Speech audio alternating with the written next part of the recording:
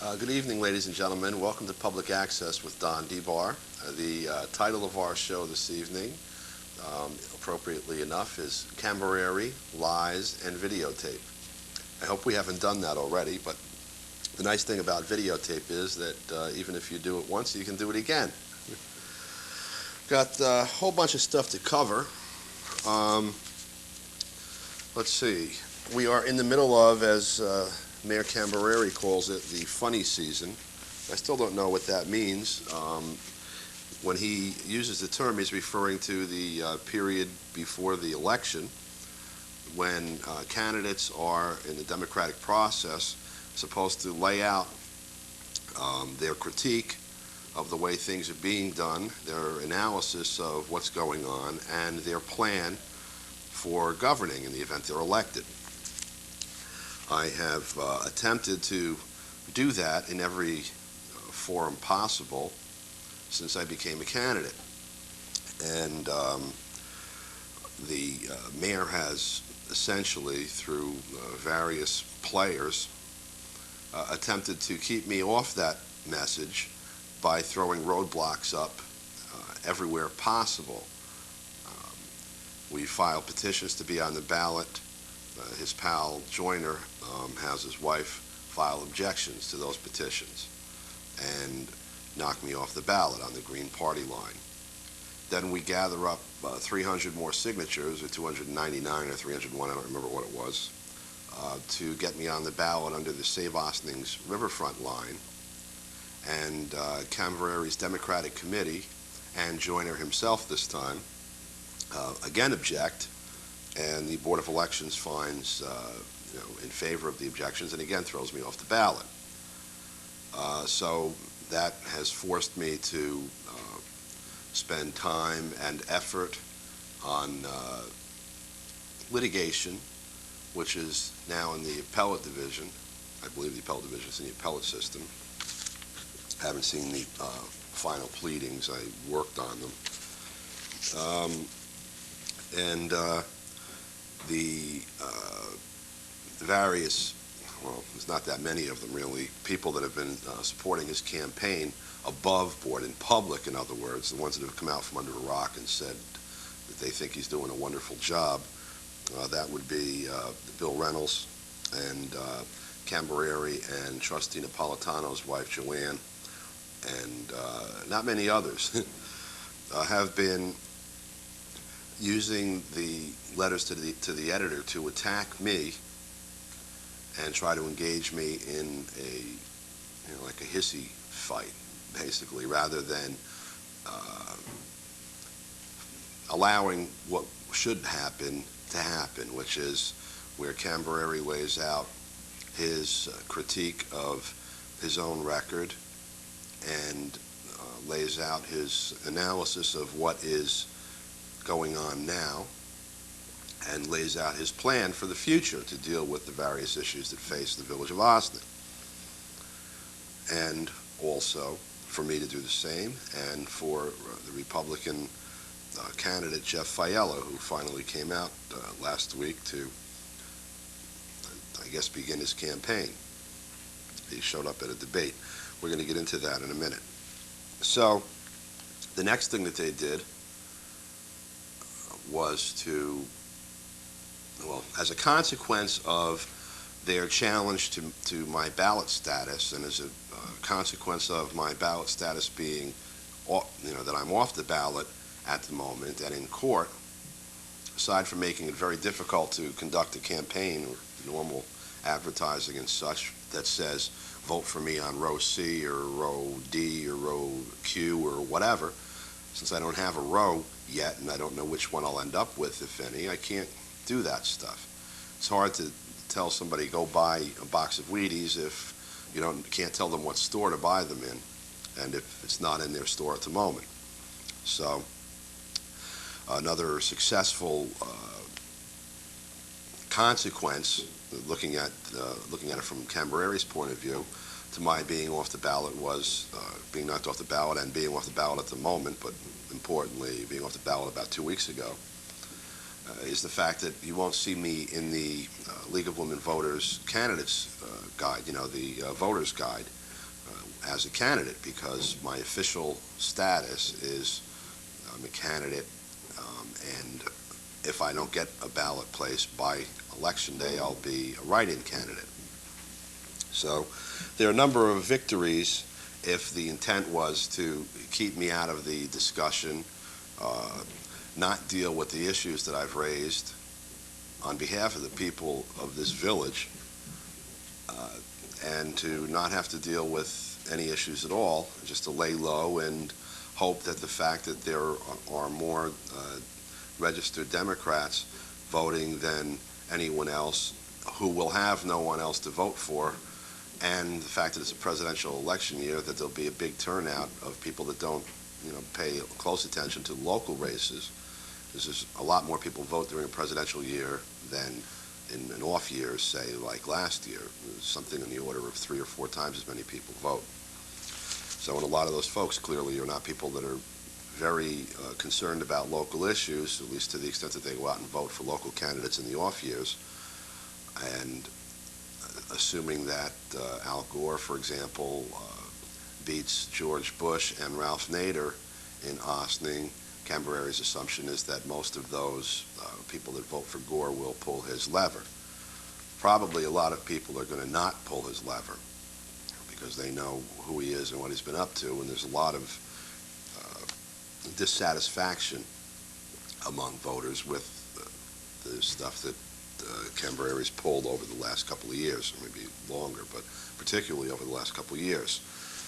But in any event, the situation from where I sit is pretty difficult at the moment, but I'm not discouraged at all. There's plenty to be done, and we're doing it. Meanwhile, another consequence of this was because I lacked official ballot status legally at the time that the Journal News editorial board had the candidates' discussion in front of the editorial board. I wasn't invited. I had called and expressed an interest in going, and the Journal News had reported on numerous occasions, in fact, that I am a candidate. So they did invite the 2 ballot status, quote-unquote, candidates, Cambereri and Jeff Fiala. And Fiala declined to go. I don't think he returned their call, actually, or calls. So Cambereri debated himself. Again, he was able to control the discussion. Now, on the 19th of October, that is about a week ago from tonight, there was another candidates debate that was held by a group called the Ossining Waterfront Alliance. It was held at the Ossining at the Ossining High School library, and it was attended by 70 people maybe. It was a very good turnout. The library was full, even the chairs on top. There's a little layer, like a mezzanine layer up. There was people sitting there also. Coincidentally, the town of Ossining held a special meeting that night that they had scheduled after the debate was scheduled to discuss the pool referendum, and the members of the press, some of the members of the press were there rather than at our debate, particularly the Journal News and Channel 12, which reached the widest audience. So they didn't cover the debate, although they did cover the fact of it. Channel 12 didn't, but the Journal News did. And I'll read you a little bit of an article that was in the Journal News the day of the debate, if I can lay my hands on it here. Got lots of papers. And let you get a little taste of what Tom Cambereri had to say to explain his absence from this debate. In fact, you know what? I'll get to that newspaper, but first thing I'll do, I think, is read you Tom Cambereri's excuse to the letter to the editor, published in the Gazette on the 19th of October, which is the date of the debate. And you're going to see why we're calling this show Cambereri, Lies, and Videotape, and also Print. After he spent rather considerable resources to kick me off the ballot or get me off the ballot. And by the way, I'm still hoping to be on, but I'm going to give you some instructions or information about how, if you want to write me in, because I'm going to run as a write-in candidate if I don't get back on the ballot. I'll tell you how you can do that, and there's a couple of pieces of information that'll be useful to you and some things maybe you could do that would help. If there are people that want to vote for me, to enable them to do so. Let's see, here we go. Here it is, October 16th, which I assume is the date the letter was written, and we haven't even met our opposition. Okay.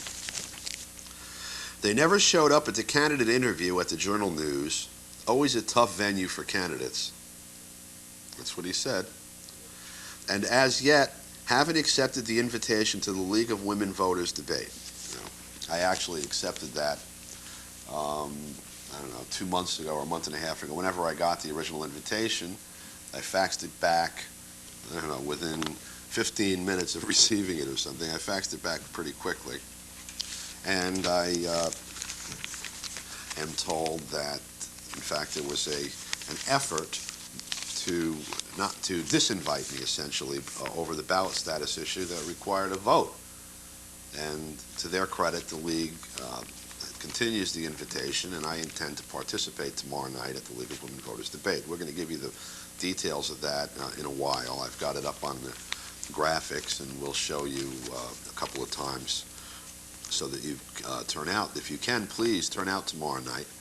Come down and ask questions. You'll have a chance to ask a question that both Cambereri and I assume Jeff Fiala, will have to answer. So, let's see. And as yet haven't accepted the invitation. Okay, well, it's total nonsense. Yet we are told they will appear at a single-issue debate staged by an organization that partially opposes our riverfront development plans. Now, that's a loaded sentence. And Cambereri has said a number of times, and this is one of the few true statements he's made. I'm assuming it's because he's so well-versed with the particular facts. That it takes 1,000 words to chase one lie or something. So this particular sentence, we are told they will appear at a single-issue debate staged by an organization that partially opposes our riverfront development plans. Okay. There's some true statements in there. There's an organization called the Austin Waterfront Alliance. And by the way, this is not a front group for Don DeBar. It's a group of residents that organized themselves outside of, any control or involvement originally by me or with me, who grew rather rapidly after the, I don't know what to call that mess they did on August 15th when the Capelli project was approved in front of better than 100 people who were all there because they didn't want to see almost all there. I mean, if there were 120 people there, I think 70, 80 people signed a petition in opposition to the project, and maybe more, I don't remember. And out of the 30 people that spoke, or 28 or 31, I don't remember, all but 2 were opposed to the project. So this organization decided that this is an important, they formed because they believe it's an important issue to the community, and they felt, or they understand, that it's a complex issue, requires some discussion in depth if you're going to understand what's going on and get to the bottom of it. And so they offered to sponsor a debate and to have Tom Cambereri, who says this is the greatest thing since sliced bread and the product of an open process that goes back to, to the early 1800s or something, and also a chance to, ask me questions who, as you know, I'm an opponent of the project, and I've aired a rather extensive critique of it based on the documents, citing from the documents, and Cambereri's reply to my criticisms have been that I'm a liar, or that I don't know the facts, or, a number of things that don't deal with the substance of the issues. So they thought it'd be nice to have an opportunity to ask us both the same question and have us, sit there and answer them in front of each other, and then, challenge the assertions of the other group. I was ready. I went there with this binder full of documents that deal with the project, and another folder like this, so that if I made a statement that, for example, the project is tax exempt, I could go to the document and show where in the proposed amended development agreement it calls for a payment in lieu of tax agreement, and then some authority, some law on exactly what the conditions are around that, and prove to anyone there that in fact it's a true statement. Anyway, so Cambereri's reply to that was, let's see, there are many issues facing the voters. For us to participate in a debate run by not entirely friendly forces on a single issue, when our opposition seems to be avoiding the normal channels of exchange, is just not going to happen. I mean, that's so loaded. One, he's been actively trying to block me from every debate, every forum that exists. I mean, there was like a recent coup d'etat of the NAACP. Essentially, a group of people that are, I'd say the new president is aligned with Cambereri. There's a whole, well, we'll see. The proof will be in the pudding. If they have a candidates debate, which they generally do, and I hope they do this year, will they allow me there? Because I am asking to go. I believe that there are a number of issues that I speak to that are of interest to the constituency of the NAACP and of the community in general. And so that's one of the remaining venues. I begged the Journal News to allow me to participate prior to a week prior to when it actually happened. I ran around getting signatures to be on the ballot and was challenged either by Cambereri's committee directly or by their puppets. Every place that I've gone, they've tried to block and stifle debate, and I've been challenging that person to a debate for a year and a half now, and he's been afraid to do it. He's still afraid to do it.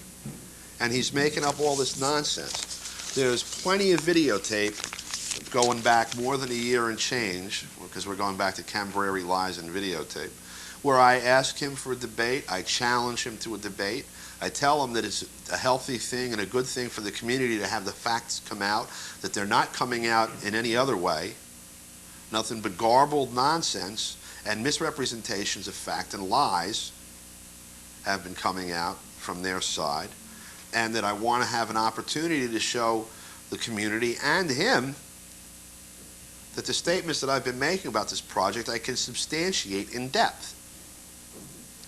He's been avoiding. Instead, he says, our record is an open book. Where do our opponents stand on all the issues? You're saying that here it is October 16th and we haven't even met our opposition. Well, let me tell you something. As many of you know, on September 13th, I brought a legal action to block or to set aside the approval of the project, the Capelli project that was granted on August 15th. This past Saturday, I got the reply papers from the village's attorneys, Zarin and Steinmetz. I got a pile of paper that high from them, okay? In it is an affidavit in support of the reply, basically, from the village, from Paul Shue. Paul Shue is the village manager. Paul Shue says, he tries to make a case that the only reason I'm bringing the lawsuit, or one of the reasons that I'm bringing the lawsuit, is that I'm to support my candidacy for mayor. And he refers to me as a candidate for mayor in a sworn statement. Now, Cambereri is saying he hasn't met his opposition, that there is no opposition, that he doesn't know who the candidates are. Now he's met me. The guy that the village pays almost, or maybe better with benefits, $100,000 a year is saying in a sworn statement on behalf of the village that I am the opposition. Okay? So it's not just Cambereri lies and videotape, but also Cambereri lies, videotape, and affidavits. Anyway, who are they, he says. Let's show my legal name so that they know who the opposition is. My name is Don DeBar, it's what everybody calls me, and it's what everybody's called me almost my whole life. They called my dad most of his life, too. My real name is Donald J. DeBar. That's my legal name. And it's quite probable, it's possible, that to write me in for mayor, if you were to do that, you'd have to write this entire name the way it appears, or your vote might get knocked off or not counted. We're examining that closely, and I realize it's very difficult. For years and years, teachers and reporters and others couldn't spell my name properly. In business, you'd be amazed at the variety of spellings that people have used. It's a difficult name to spell. If I were interested in being a career politician, for example, I would have changed my name to Don DeBar legally so that, people, would know. I mean, it's much easier to learn. When you come out with a product to sell, which is what most politicians are, products, for sale. Products should have a nice, catchy, easy name to remember. So you go down to the supermarket. Pepsi's easier to remember than Pepsi-Cola. Coke instead of Coca-Cola. Things that are either one syllable or maybe they're a little musical or hooky somehow. Donald J. DeBar is not hooky. It is not easy to remember, and it is not easy to reproduce with a pen unless you write it down, say now, for example, and stick it in your pocketbook or your wallet or somewhere that you might have with you on election day, because it's possible that the only way to vote for me on election day is going to be to go into the booth, pull all the levers for every other office that you want to vote for, and then above where it says mayor on top of the ballot, you'll see a little door that goes up like this, and if you slide that door up, there's a piece of paper under it. You have to write on this piece of paper about that big, Donald J. DeBar. And if you have something in your pocket with the correct spelling, then it'll be easier than saying, who's that? What's Don DeBar's real name again? So people that are interested in voting for me, that will be something that'll make it easier to do, certainly. Let's continue with Cambereri's excuse to the editor. After the July 15th public meeting on the downtown Ossining Riverfront plan, and that's capitalized. By the way, the meeting was held on July 13th. I know that off the top of my head. This guy's running a $35 million development project, and it was the meeting it was introduced. We offered to meet with the group and to answer questions. I didn't think that group existed then. We do not hear from them until the funny season heats up, when, after securing assent from our opposition and a non-candidate, now wait a minute, he hasn't met his opposition before, now they've got opposition and a non-candidate. And I don't know which one I am. Am I opposition and Jeff's a non-candidate because he hasn't run a campaign and he doesn't really have a prayer of being elected? I mean, he said the other night, I'm glad he was there. He came to the debate, by the way, and it was interesting what he had to say, and I'm hoping he's going to be at the debate tomorrow night. But, he hasn't campaigned. He said that he was at 6 village board meetings this year, and I challenged that. I don't think I've seen him at 3. But even 6. Anyway, so is he a non-candidate and I'm the opposition because I oppose him, and I've been challenging, his ridiculous actions for quite some time now as a citizen and resident. And then at their suggestion as a candidate, because it seems the only way that you can make them stop doing anything is to, beat them and take their place in office. Or are they calling me a non-candidate because they knocked me off the ballot and Jeff is their opposition because they know they can eat him for lunch? I don't know which it is. But in any event, after securing assent from our opposition and a non-candidate, they expect us to offer up ourselves and, more importantly, jeopardize the riverfront plans by walking into the lion's den.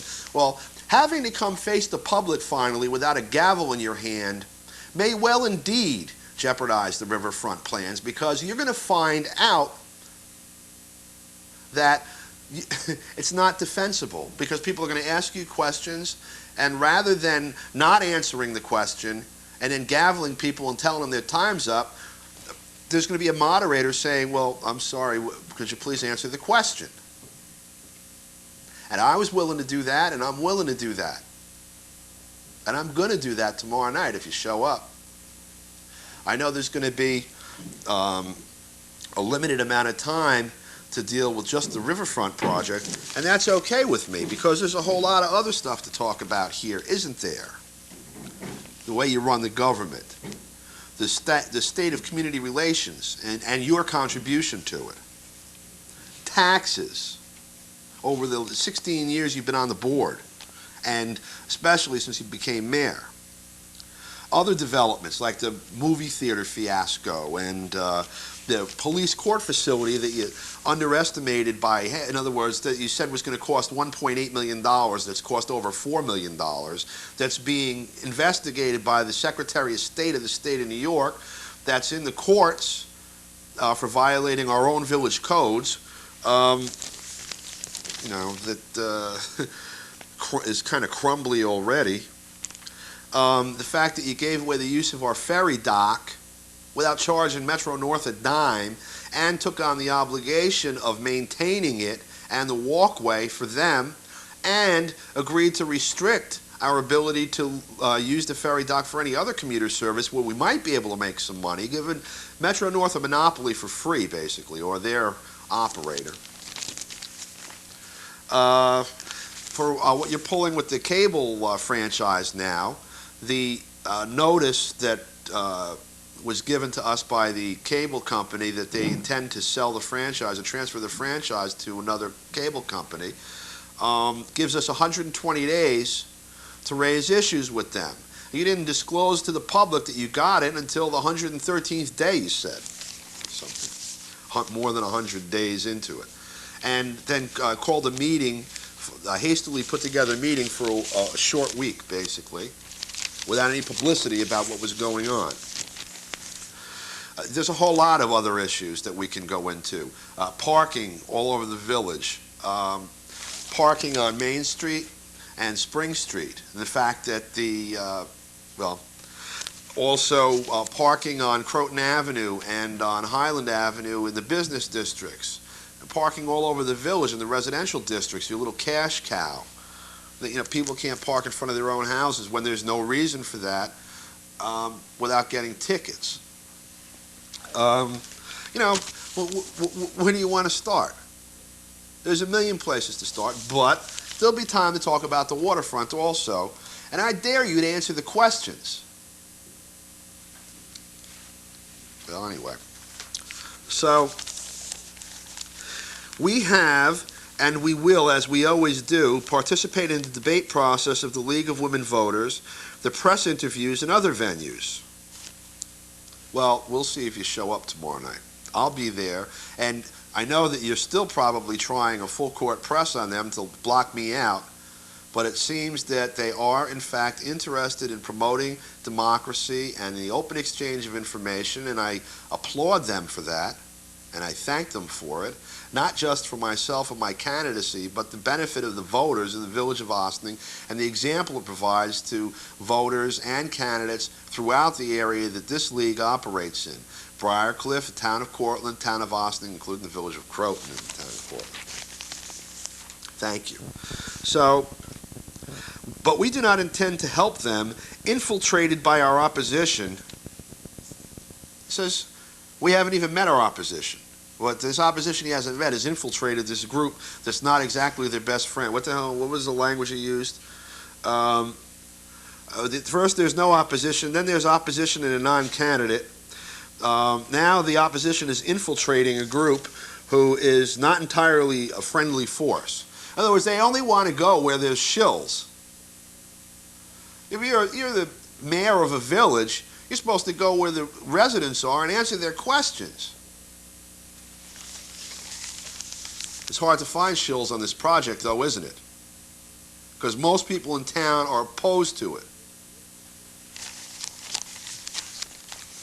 To create a political circus at our expense.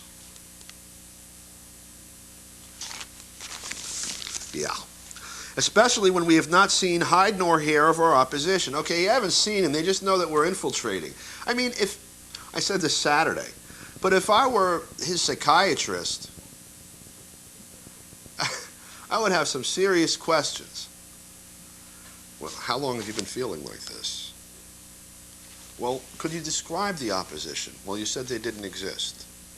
How do you know they're infiltrating? What does that mean to you? And I guess the Freudian is supposed to go, not supposed to show any emotion. It's not supposed to interact with the patient just to let them know that you're listening. Anyway, I suspect that somebody that was displaying these symptoms would be heavily medicated, though. It's paranoid schizophrenia, right? It's psychosis. I don't know if that's what's actually here. I'm no psychiatrist, and I'm not going to try to do a diagnosis of anyone, but you're telling me that they're there, they're not there, and they're infiltrating. It's interesting. Okay, so we will work with them. This is the self-appointed leaders of the organization are sincere. They simply should not embroil their group into the political arena. Okay, suppose you're a group that has questions about what the existing village government is doing. And they're totally, like, omnipartisan. There's people in there from every political party that showed up at this meeting, this debate last week. I saw Democrats and Republicans. I saw John Chervokas there, okay? I saw Mary Sawyer there. I saw Joan Doyle there. She asked a question. I saw Jeff Fiala there. He's a Republican. I saw conservatives. I saw liberals. I'm assuming I'm successful in the court. I've been endorsed by the Green Party as a candidate. They would like me to be their candidate if the courts allow it. There's people of every political stripe there. And so it's a fairly representative group. And for him to say that, and by the way, this is the guy that said you can't have a referendum on the project and the election will be a referendum on the project. In other words, DEBAR's running, he's opposed to the project, I'm running, I'm in favor of the project. So you can vote accordingly. Then he knocks me off the ballot, and now he's saying he won't go anywhere where there's a discussion of it because he doesn't want to politicize the issue. I mean, how many sides of your mouth can you talk out of at once? All right, so I think I've done enough on that.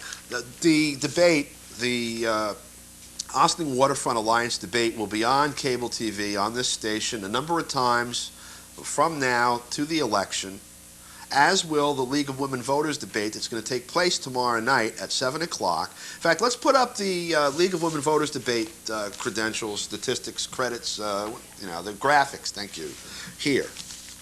And as you can see, I think, can they see?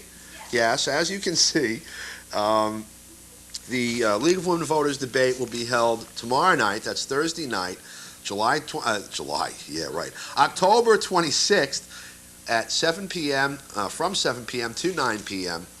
at the Caputo Community Center on Broadway in Ossining. Now, people that are new to Ossining, that are familiar with other areas of Westchester County and New York City, Route 9 is not Broadway in Ossining, it's Highland Avenue. Many people that have been here a long time know that. Broadway is rather a little street that goes down from Highland Avenue just across from where Croton Avenue, also known as 133, goes down. Now, so if you're at the end of Croton Avenue looking at Route 9 in front of you, if you look slightly off to the right, you'll see a hill that goes down, and immediately to your right there's a building. That's the Joseph G. Caputo Community Center. It's going to be in that building, downstairs in the, I think they call it the meeting room or the community room or something. We call it the fishbowl. It's like a big glassed-in room. 7 to 9 p.m. I'll be there. Tom Cambereri says here he'll be there, unless he has to be called out of town, for business or something, I don't know. And I assume Jeff Fayel will be there, so you can ask us questions about any issue that concerns you, and get answers from us, or at least from me. So, okay, that's that. And we'll go back to that information again at the end of the show. Now, very briefly, I touched on the fact that I got the reply papers to my what's called Article 78, which is where I asked the court to set aside the village's approval of the Capelli Riverfront project. The approval was given in August. I got the village's reply this past weekend. I'm working on it now. There's some very interesting things in there. They're very interesting indeed. But I'm still, well, anyway, that's as much as I want to touch on, except to let you know that their reply was about like this. Makes for some interesting work. Let's see, let's touch on a few of these other things here. What do I got, about 20 minutes, I guess? That's close, right? Yeah, so I got 20 minutes. Let's talk about some of the issues around the village. I will, let me just take a quick look here. As far as that, the other candidates that were at the debate, because they had also asked Penny Markowitz Moses and Ernest McFadden to the Austin Waterfront Alliance debate, and they refused to go as well. I'm surprised at Ernest, actually. I thought he'd be able to speak to the issue. He told me that he's in real estate, and that I assumed that meant he had some technical understanding of it. Penny Markowitz has demonstrated she doesn't know what she's doing. She doesn't understand the deal at all, and she called me a liar because I said it was going to be tax exempt. She said nothing could be further from the truth. I have it on videotape. And in fact, it is the truth. Her attorney and Cambereri admit that much. Cambereri says it's not the whole truth. The truth is that the project's tax exempt, and instead of paying taxes, Capelli's going to pay about 35% of what he would pay if it were being taxed. There's going to be same services delivered that we would deliver whether we're tax exempt or not.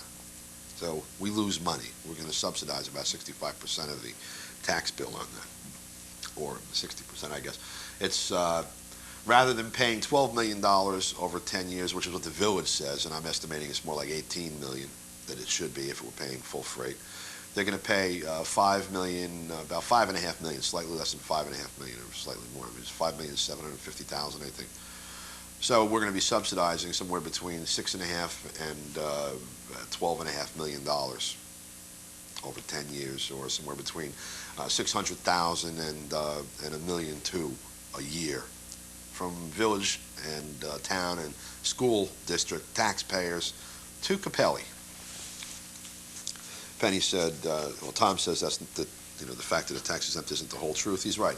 What I just told you is the whole truth. So anyway, neither of those two showed up. And the Republican trustee, Vance McCray, did show up. It was quite interesting, actually, some of the things he had to say, and you'll have a chance to see that. I said that they'll be airing this debate a number of times over the next week and a half, 2 weeks, leading up to the election. And also, I found out that a woman that I saw speak at the August 15th meeting, who's an architect, who criticized the Capelli proposal from the point of view of an architect, pointed out that this was not a mixed-use project like the mayor has been trying to claim, and instead said that, what I said, that this is an apartment development with some accessory, commercial uses, and not much land to even support that. In any event, I found out that she is a write-in candidate for village trustee. Her name is Rosaria Piomelli. I should put a graphic up for that, but it's too late for me to do that. It's Rosaria, R-O-S-A-R-I-A, Rosaria Piomelli. It's P like Peter, I-O, M like Mary, E-L-L-I. I'll spell that again. Rosaria, R-O-S-A-R-I-A, Piomelli, P as in Peter, I-O, M as in Mary, E-L-L-I. She's running for village trustee also. She attended the debate. Her and Vance McCrae did a very good job of answering the questions of people that people had about the project. And it's too bad Penny and Ernest weren't there to discuss it also, and to show that they have a working understanding of the project and the details of the project and the likely impacts, such as the gentrification effect. I was asked about that, if I thought that there was going to be a gentrification effect of the project. And so I explained not just that I thought so, but I explained the type that I thought would happen and the way it would roll out, and the way it's rolling out. That if you were to look at this property and with the proposed buildings on it in context, if you looked up the hill to Snowden House on Snowden Avenue, which is a subsidized rental housing project, it's about 20 years old. That's if you looked up and slightly to the north. If you were standing at the river, it would be up in this direction.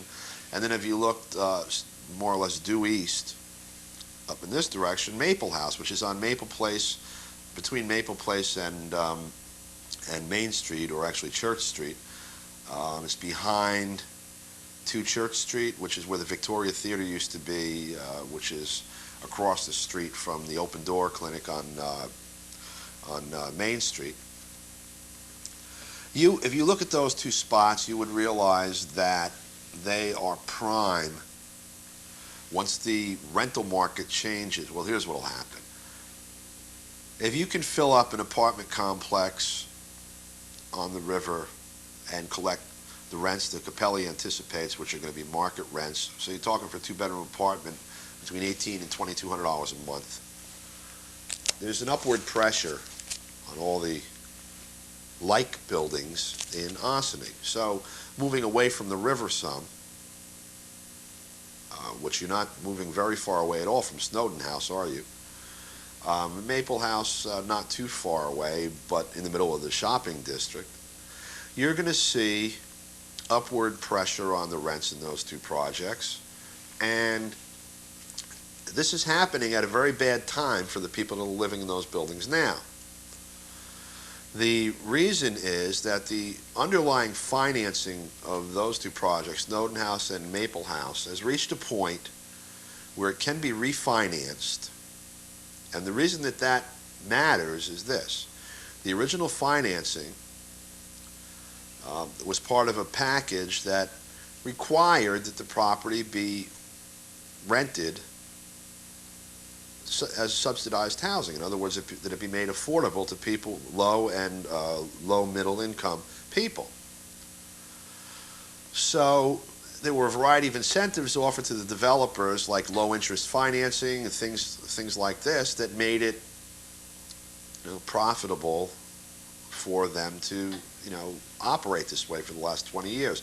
However, there's a number of things going on. One, taxes are going up, and that's going to have an effect. Number 2, the funding for well, just in general, there's a trend away from this type of housing, and most importantly, interest rates are at a place where, and rents are at a place where market financing is doable, profitable, particularly when you look at increasing the rents in Maple and Snowden House up to the market.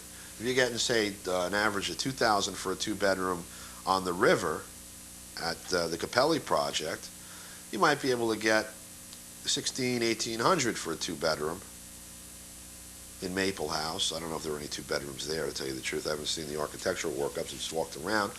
But for a one-bedroom apartment, maybe $1,400, $1,500 a month. You know, and as they, you know, as the character of the Main Street and Spring Street area changes, the new stores, the increased police presence, allegedly. There have been a few more shootings recently than we remember, haven't there? But as you know, as that all changes, you know, the idea of being able to walk to shopping and such, you know, becomes realistic, and so there's an additional upward pressure there. Snowden House, you have actually more land around Snowden House than you're going to have around the Capelli project, and it's also right next to the river. So, you know, there's an attraction there. Those apartments will go probably, for the two bedrooms, they'll be worth, you know, $1,800 a month, maybe better. So you're looking at, between those three buildings, possibility of like a triangulated effect of gentrification. And then it's just a matter of everything within the three, you know, people are already speculating. They're buying buildings and spending money, fixing them up, anticipating that the rental market, which is already going up, will support all of that activity. Now, is it a good thing or a bad thing to fix up housing that might need fixing up? Which, you know, in the older part of the village, and even in the newer parts of the village, you know, there's always housing that needs fixing up. There's a lot of rental housing buildings that have been neglected by the landlords over the years, and you know, there's people that have had a hard time coping with the taxes and the increased cost of living, you know, who also kind of let the, you know, the maintenance of their house go until it's absolutely necessary.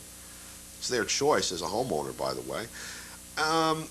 So, you know, this becomes a, however, like a, you know, an enabling raison, you know, like an excuse, basically, to, you know, come in and sweep out whole areas of the village. The people that have been here for a really long time aren't allowed to live here anymore, and replace it with people who can afford high rents or to buy and fix up houses.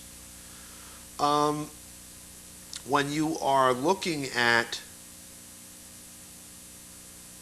whether or not to do a project like this Capelli project, you're supposed to look at all of these kinds of effects in depth.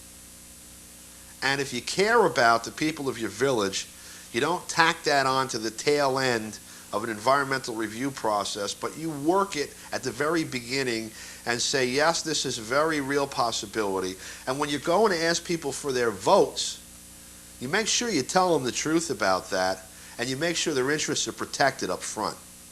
And that is not where we are at right now at all. Now, there were some other things. I remember being asked at the debate, for example, about how you could put a value on the land at the waterfront. As the mayor is making up numbers and throwing them out, you know, we're getting $2 million for the land, basically.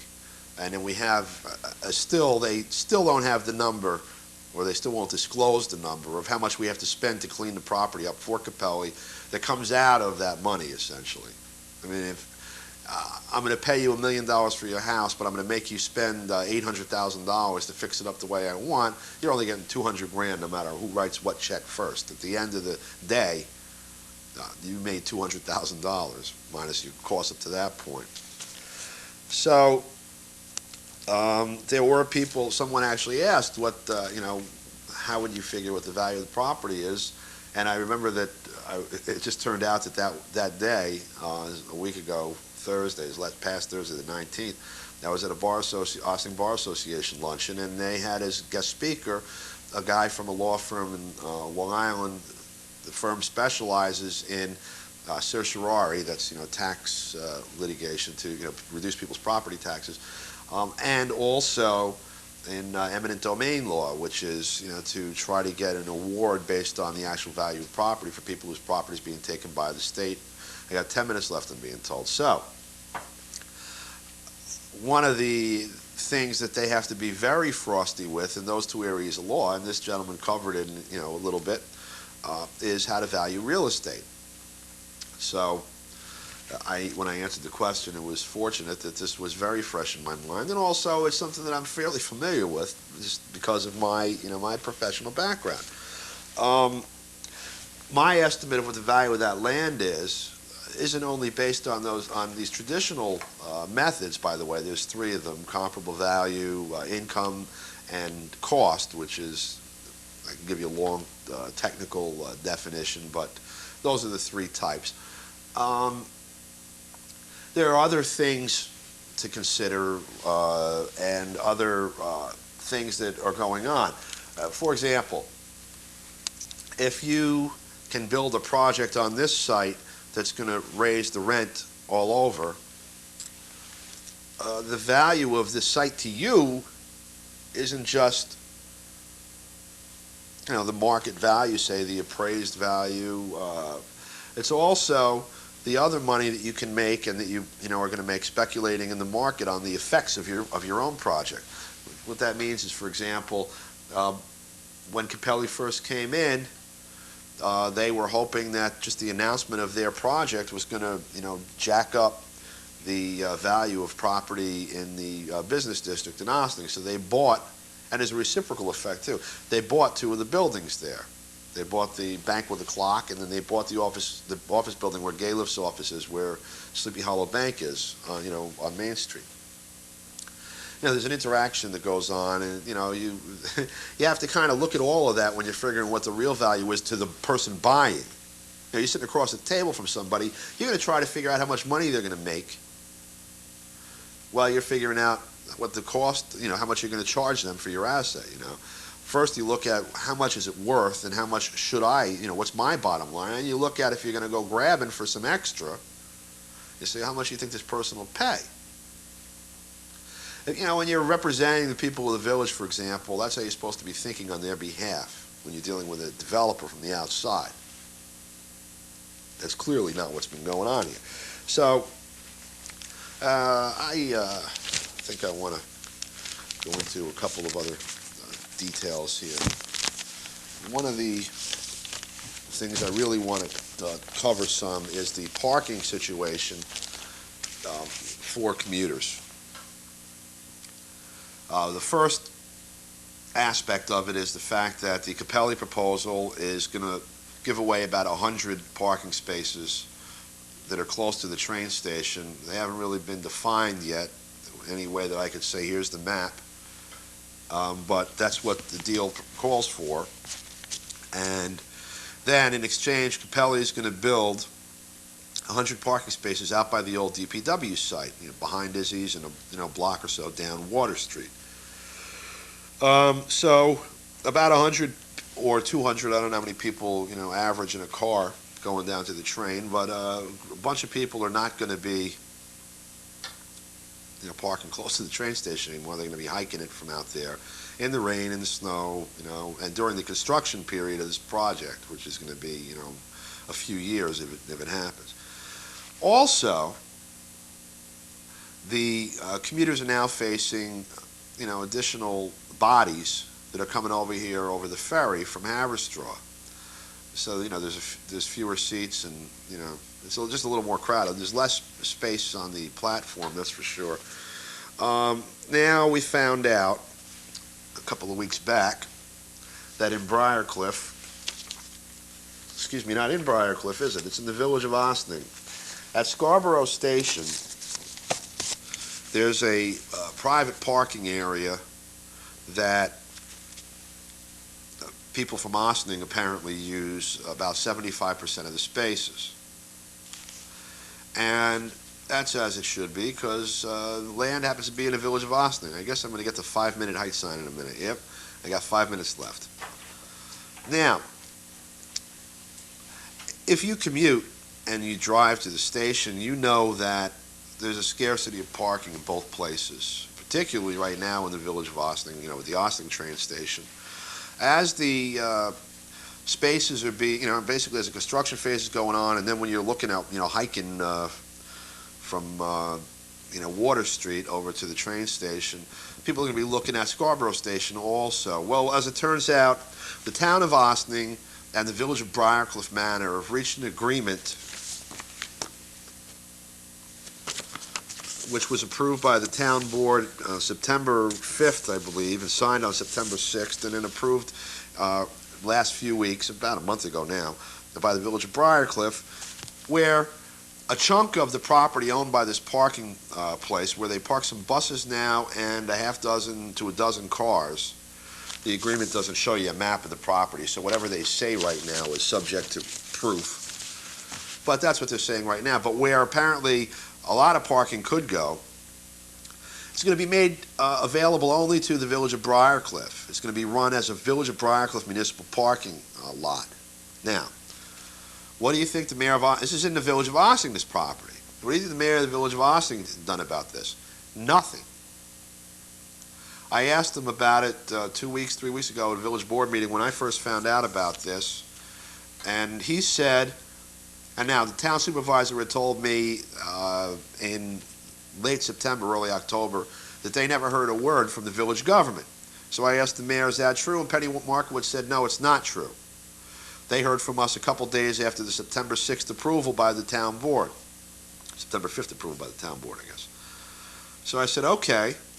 So I said, well, Lynn McCrum, who you guys pay as assistant village manager and in charge of planning issues of one kind or another, development issues, who ought to be following the commuter parking situation, for example, let alone Paul Shue, who's being paid very well to deal with that kind of stuff. And this was on TV, and 2 weeks later they still hadn't said a peep. Penny says, so I said, well, what about Lynn McCrum? He used to be, while this was going on, he was the village manager in Briarcliff, so I assume he started this process. Did he let you know, as your employee, that some Austin commuter parking was going to be taken away and given to Briarcliff, and some growth commuter parking, room for Austin commuter parking was going to be given over to the village of Briarcliff? She said, well, yeah. So, in other words, they quote them lying, but the point being that they've known about this and they haven't done anything. So they're letting it happen. Anyway, so if you're a commuter, there's some stuff going on that's not going to work out too well for you. I got 2 minutes left. What I'm going to do is put up the details of tomorrow's League of Women Voters debate. And also, I assume that you've seen my phone number and my email address a couple of times. You know that I'm Don DeBar, and my name, if you have to write it in on November 7th for Mayor of Austin, and if you want to do that, you've seen that it's actually Donald J. DeBaradinas. It's a very long, complicated name that if you wrote down now and stuck in your pocket would be available, in your wallet or your pocketbook or whatever, would be there on Election Day for you to copy down from on that little piece of paper on the voting machine. Anyway, tomorrow night, Tom Cambereri says he's coming. The League of Women Voters debate. Tomorrow night is October 26th, Thursday, between 7 and 9 p.m. We're going to be debating whatever issues people bring to us, along with Jeff Fiala. This is assuming Cambereri shows up. He might say, well, I don't want to debate during the funny season. That's essentially what he's been saying. He might say, I don't want to debate with Don because I don't know why, but I don't. That's okay. He might have to be out of town for some reason. But hopefully he's going to be there tomorrow night, and you should come. It'll be fun. It'll be informative, educational, and you'll get an idea of where everybody that's running for office stands on the issues. I'll tell you clear, straight off the top of my head where I stand, like I've been doing for as long as we've been doing these shows. And maybe Tom Cambereri will start too. So anyway, I'm assuming that you're looking at the details of this debate, when, where, why, how, and all that kind of stuff. I hope to see you there. I hope to see you around town. Thank you and have a great night. Tune in on Saturday morning at 11 o'clock for the local scene with Don DeBar. Thanks. And watch for the debates both the Ossining Waterfront Alliance debate and the League of Women Voters debate on this station.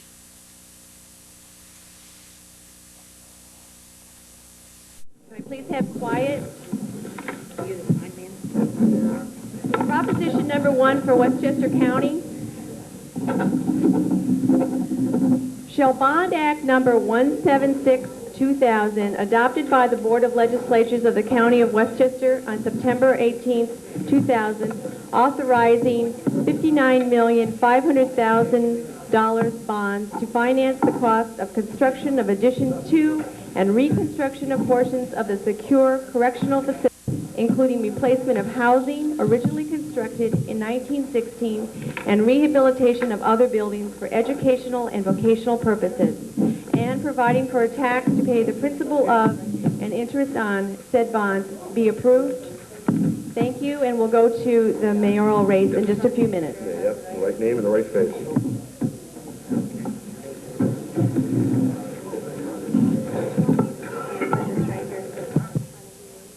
Thank you.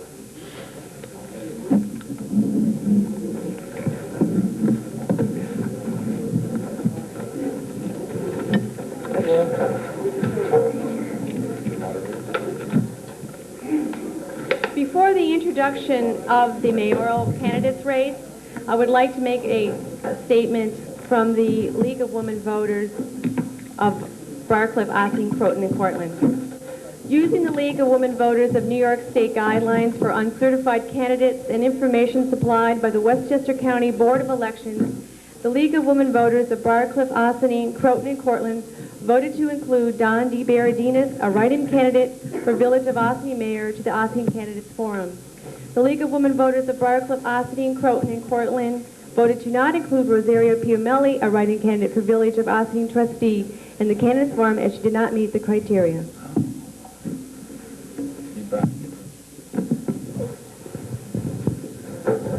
Good evening. Now we're on to the race for the mayor, and the candidates have already drawn lots for the order in which they will speak. The first one is Don DeBar. Mr. Fiala and Mr. Cambieri. Okay? So, first. Good evening, everyone. I'd like to thank the League of Women Voters for putting this on and for demonstrating their commitment to democracy by including me. I wish it were shared by the local political establishment. Hopefully, if there's a change here, it will come to be shared. I'm running a write-in campaign at the moment while the courts decide whether or not I'll have a line on either the Green Party or the Save Ossining's riverfront lines on the ballot machine on Election Day. What I propose to do if I'm elected is to open government, to involve the public and not make decisions behind closed doors, to improve community relations, utilize Ossining's diversity, reflected at all levels of village government, and ensure prompt, fair, and consistent resolution of all grievances. Taxes, to instruct the staff to immediately comply with the state comptroller's audits, which date back to 1990. There are instructions that haven't been followed. To involve the public in a review of each expenditure item line by line at budget hearings and air it on GoTV to try to find and use the collective intelligence of the village to find ways of saving money. And any savings that we find will belong to Ossining's taxpayers and not to developers. With respect to development, I would stop the Capelli project. I would recover our losses at the police court facility. I would renegotiate the ferry dock deal to make sure we get some rent and some relief for the maintenance obligations we have there, and also protect our commuters from the additional load on our commuting facilities. And I would not expose our merchants to the fiasco that happened with the movie theater proposal, where theater... That's it.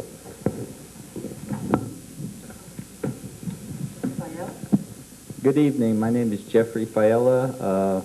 Some people know me as JJ. I'm a 35-year-old lifetime resident of Ossining. I'm a member of the New York Army National Guard, which I have 17 years. I'm also an employee of Camp Smith up in Peekskill, which I have 12 years running a maintenance shop. I'm here tonight to ask you to come out on November 7th and vote for me. I'd like to serve you as mayor of the village of Ossining.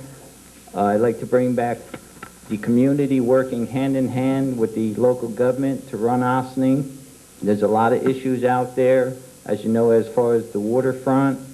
And also, I'd like to see more businesses being brought back into Ossining, and also try to help lower the tax structure and bring relief to the taxpayers. This is your chance to come out and vote for a new person to come in to work hand in hand with the government. As far as fire service, ambulance service, and police service, we have to work hard to keep the community safe and also have communication from the community to the local government so that there is no problems. As far as everything else, it's up to you to come out and vote. Thank you. Mr. Cambieri?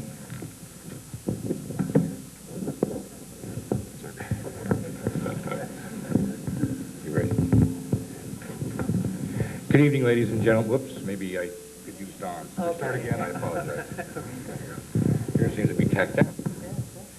Okay, that's all right. Good evening, ladies and gentlemen. I'd like to also thank the League of Women Voters for providing us with this forum and my worthy opponents for being here with us also. I've served the village of Ossining for 16 years when we finished this term. It certainly has been a privilege and an honor to serve, to give back to my hometown what it has given to me all of my life. I would like to briefly review some of the record of those 16 years. When I first came on to the village board, the planning process didn't even provide an attorney. We helped work through and improve the planning process. We might remember my efforts in the area of consolidation between the town and village of Ossining, also taking the treasurer position out of politics and into the realm of a professional, which is appointed by the village manager and affirmed by the village board. I am very proud, and I've worked very hard with Mayor Caputo, with Mayor Roberts, Mayor Pasquarella, to bring our water infrastructure up to date. And it's a tedious, long process, but we have certainly worked very hard on it. I am very proud of the renaissance we now see in our downtown, including many new shops and stores, the commitment that the village itself has made. Perhaps the hallmark of our administration has been open government. When I first became mayor, we did a vision process, which many told me hundreds of people participated in, and we actually found out what the people of Ossining wanted to do. Thank you. All right. Now we will ask each of the candidates will address themselves to this question, and they will each have 2 minutes to respond. Please address what you see as the major issues facing the village of Ossining during the next 2 years and tell us what solutions you would propose to resolve those issues. And why don't we start with Mr. Cambieri? Yes, I think the overall issue in Ossining has been for a long time our tax base. And I think from that, many other things flow in terms of what we can or cannot do based on what we have to deal with. And I think this board has made major efforts in that area. I think more than bricks and mortar, more than programs or local laws, that the people of Ossining are the biggest issue. I think that we have in the last 2 years done many things, especially for our teenage Project Promise, and there's 2 or 3 other latchkey programs we've initiated for almost 135 young people, not to mention the recreation department itself. I think we need to do more there in the area of human relations. I think Ossining certainly is a very diverse community. I think that we have been very sensitive in moving forward in many areas, including employment, both in the police department and in the civil service area. I think that we have nurtured many local ethnic groups to come forward and provide us with fairs, and we've had many things like that. We need to do more. I think that perhaps the greatest challenge facing us as we move forward also is the riverfront project. I think it took a lot of courage on the part of the Board of Trustees to acquire that property and to move forward with it. We have come up with a plan, and we'll discuss it a little bit later, but I think that the main thing to understand is that that plan, and I don't really, the people who want to rewrite history are fine, but we spent hours and weeks and months and with a lot of people in developing what we wanted to do with that waterfront. However, we're at a juncture, and that juncture gives us plenty of time to look at the project. Thank you. Mr. DeBar. Very good. Thank you. It's a tough one, I know. Let's see. The issues facing the village today. Could you repeat the question? That was essentially it. Please address what you see as the major issues facing the village during the next 2 years and tell us what solutions you would propose. Okay, I agree with what Mr. Cambreri said, actually, about what the major issues are facing the village. I would count the relations between the various diverse communities in the village. I would count human relations in general. I would look at the tax base as an extremely important part of the mix, and also what's going to happen on the riverfront. Unfortunately, there's some fundamental errors and some weaknesses in the policies of this village on all fronts, and you can see the results of it just walking around with your eyes open. The village board discourages people from talking and giving them feedback. The village board plays politics with the various tensions that exist between the groups in the village rather than trying to solve them. The village board is going ahead with the waterfront project regardless of what the people of Ossining want, and they know the people of Ossining don't want it. They've done everything they can to avoid giving the people of Ossining a voice in that matter, as in many other matters.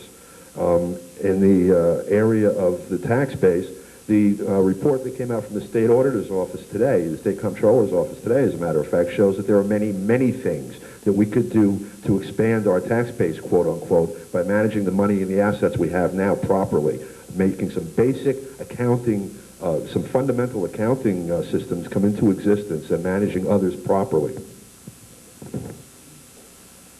All right, Mr. Fiala?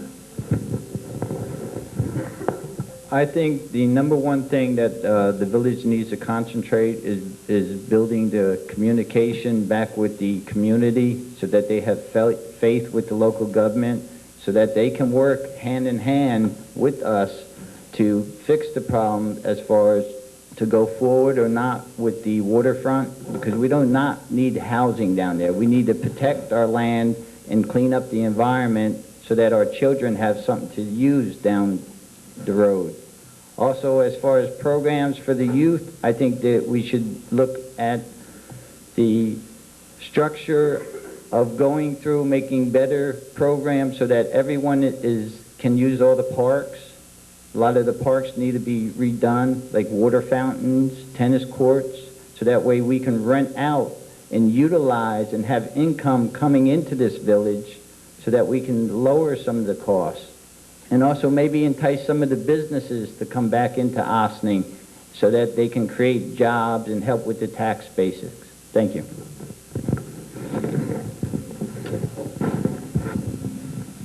All right, I'm going to, we have many more questions, I'm afraid, just as we did for the assembly, then we're going to have time for. I've gone through and I've tried to pick a few that represent the variety of questions that we've received. I'm sorry we don't have time for all of these. They sound very interesting. I'll start out with a question from Leslie Plokta, I believe, 2 Walden Road, and she addresses it initially to Thomas Cambieri. The current village mayor board has repeatedly misrepresented waterfront facts, requested by repeatedly changed the waterfront design without informing the public, ignored petitions with 1,000 resident signatures, and ignored overwhelming oppositions at board meetings. Why?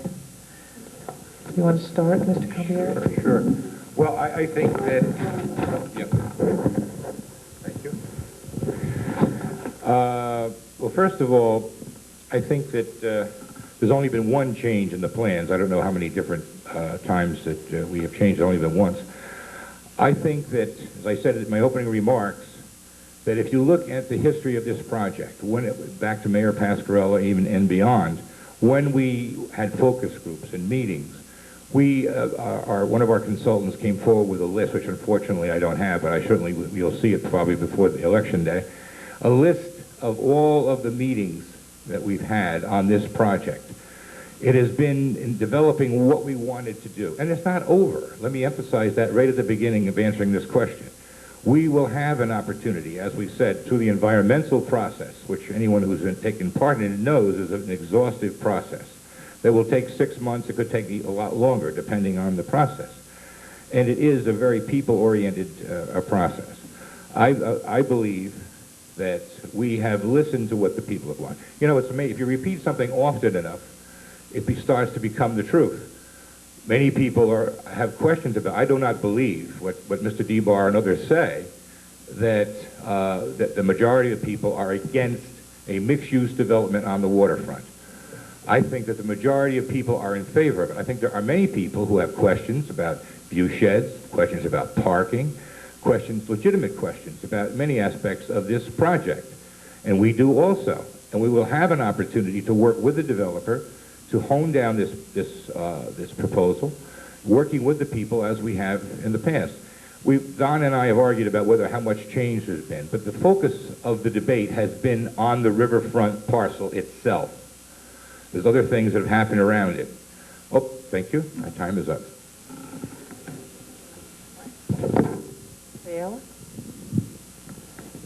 As far as what has gone down at the riverfront, there is concern and a lot of mistrust that the community is not getting all the information. We believe that there has been special meetings and the information has not been brought forward, especially as far as environmental studies and zonings.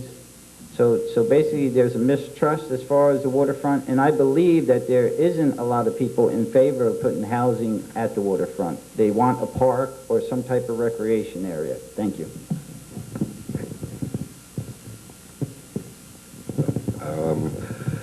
As Tom says, there have been changes in the plans, and that we've argued over whether or not they're substantial. Actually, we're arguing in the courts about whether or not they're substantial. The changes in this project essentially are those that allowed Capelli to do cherry picking. He took the best piece of property after doing essentially a bait and switch that was facilitated by Floyd and project opponents throughout the village. An additional change was a tax abatement that we were never told about that smells an awful lot like a bait and switch, to the tune of about 65%. There's going to be rental housing instead of condominium, and guess who's going to get to own the project? Capelli. There's going to be greater density on the waterfront than there was before. Those are the changes. The mayor says that they've been listening to the people. Anyone who was at the hearing when they voted on this project, which was packed with 130 to 150 people, all of whom were there, well, put it this way, every person that spoke, with one or two exceptions, asked them not to vote on it that night. Most had serious questions about it. Without deliberating, they voted on it. And as a matter of fact, the mayor announced a week or two earlier he was going to vote on it, that they were going to vote on it. 5-0. He says, and keeps using this megillah, essentially, of mixed use. People may or may not be in favor of mixed use. Mixed use can run from one housing unit and a huge park to to a huge housing project and a small piece of green. And among real estate developers, this is not a mixed-use project. This is an apartment complex with accessory commercial space. It's going to benefit Capelli. It resembles mixed use, not at all. The small piece of public land there is going to be overburdened by the local residents to the project. All right. The next question is directed to Mr. Berdinis and Jerry Fiala. We'll start out with Mr. Berdinis, and the person who asked the question is Miguel Hernandez at 10 North Water Street. And the question is, how are you going to keep taxes low with a costly, high-maintenance, no-income producing park? Well, let's see. We have parklands now, and we have lots of condominium projects and apartments also, and this board hasn't managed to keep taxes low.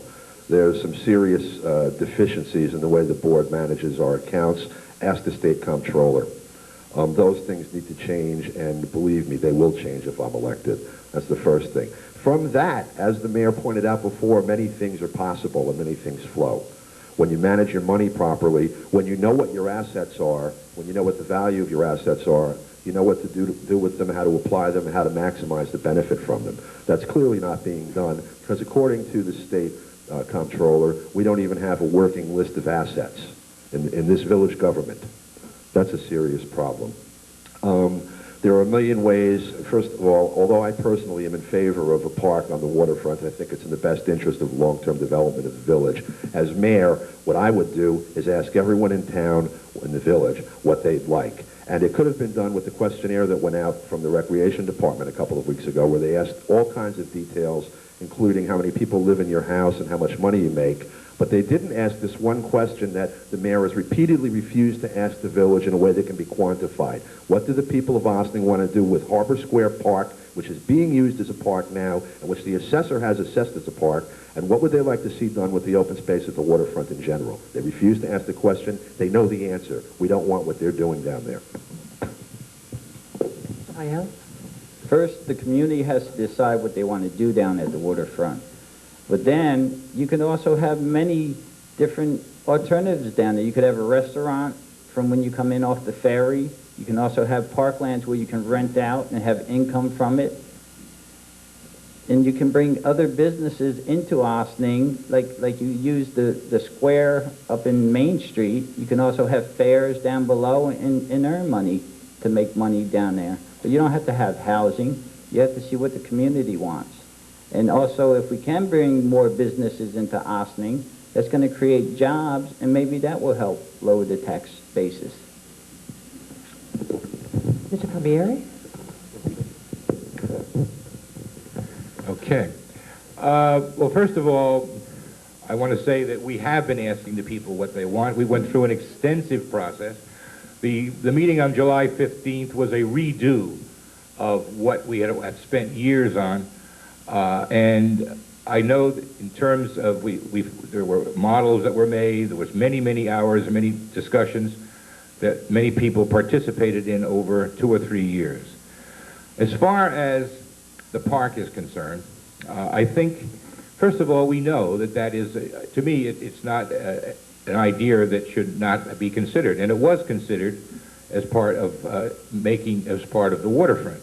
However, the question of taxation with this thing, first of all, you have the acquisition costs of over $2 million.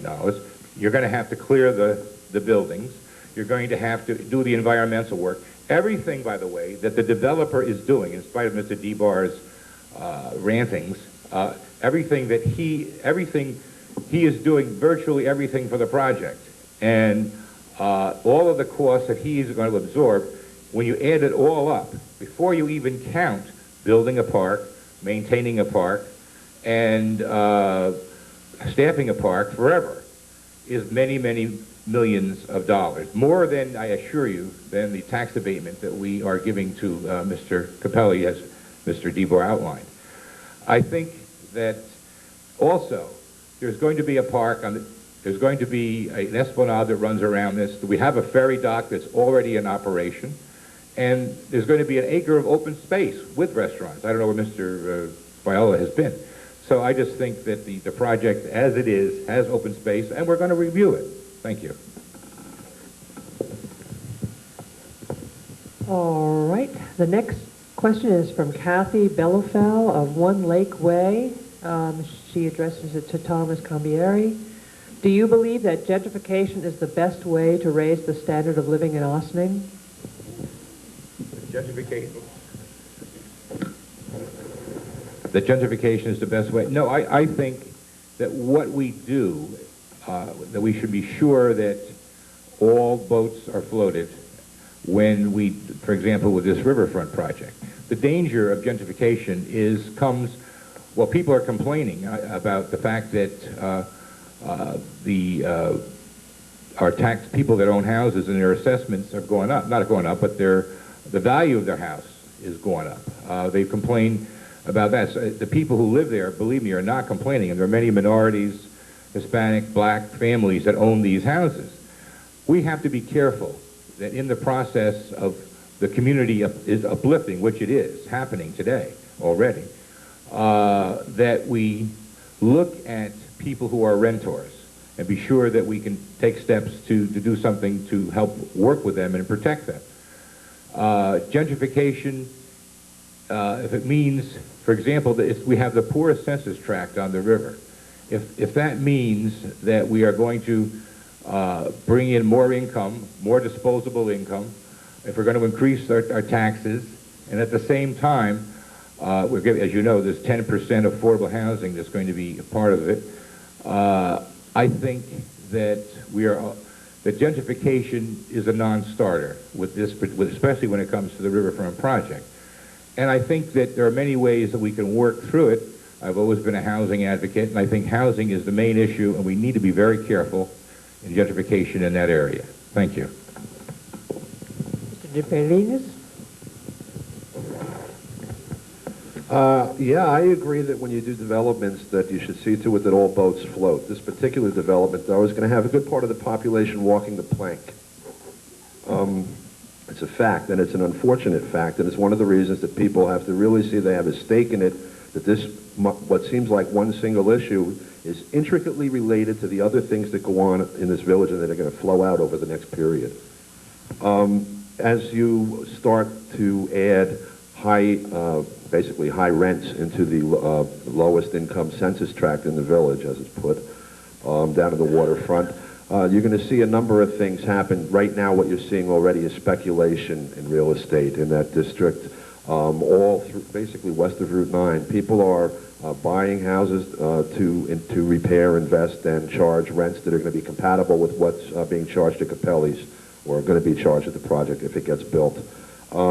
There's also a very high risk for the people that are in Snowden House and Maple House particularly, because the financing on those is coming to a point where it's going to be profitable, and the physical plant is such that those buildings will easily spin into medium and high rental income properties. And believe me, I mean, Capelli's been walking around town buying stuff as it is. He bought 2 Church Street and he bought the bank with the clock. If I were him, if I had his money and I were looking around Austin and I didn't care what happened here, I'd be snapping them up in a minute. And the people that own those 2 buildings are partners in several other projects with Capelli and Rexon. Raphael?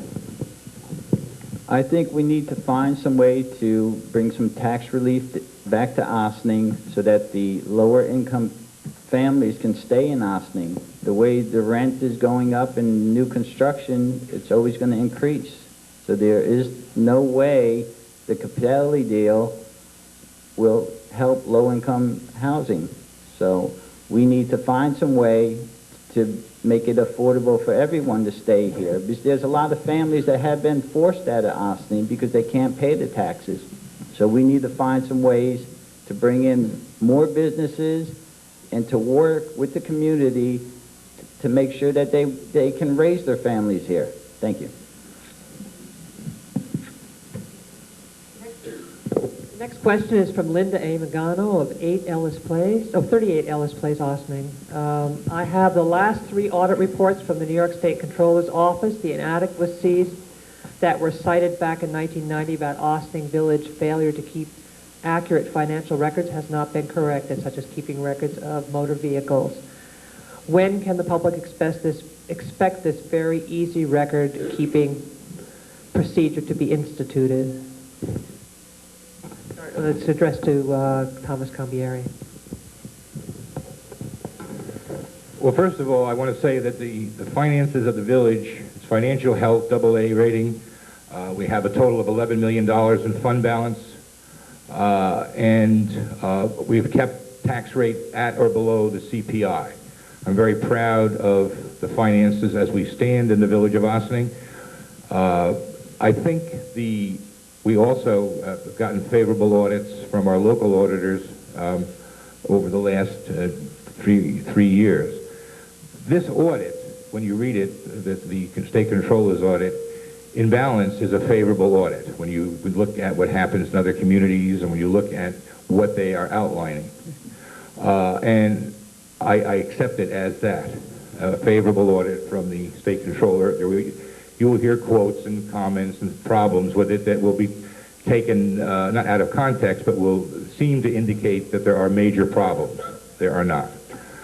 And I can only say that we do now have a list of, we've had it actually, each department, a list of vehicles. In terms of what Ms. Mangano, the question she asked, many communities have found it very difficult to totally comply with and actually there's a whole new set of principles which are coming down, which the treasurer has made herself familiar with. I can only say that, as I said before, first of all, the finances of this village have probably never been better in terms of the money we have and how we spend the money, how we've kept the taxes at reasonable levels. And the audit report itself, while I know there's going to be a lot made of it, is basically a favorable audit from the State Controller's Office. I was there, I participated in it, and I asked the question after to the auditors. Thank you. Mr. Fiala? Can you repeat the question again, please?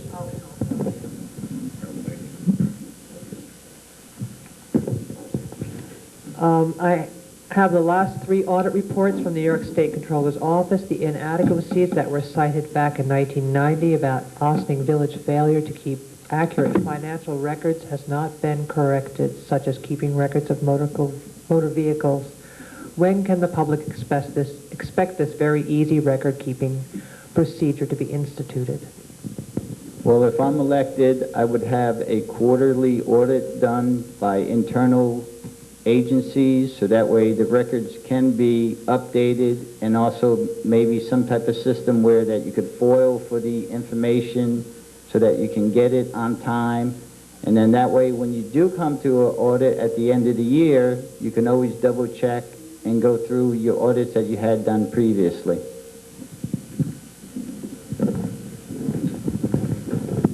Let's see, where do I begin? You know, Herbert Hoover said prosperity is just around the corner, right before the Depression began. The mayor, first of all, brags that we have an $11 million fund balance. What that means essentially is that you have already been taxed for almost a year's worth of expenses that we're keeping in the bank rather than being used to make your taxes a little more affordable and you know, your ability to live in Ossining a little more within the reach of maybe your kids or your parents. So one of the things that I saw in the Journal News article today about the audit report from the State Comptroller's Office was the fact that we have about 40 out of a little better than 110 capital accounts that are overdrawn for millions of dollars.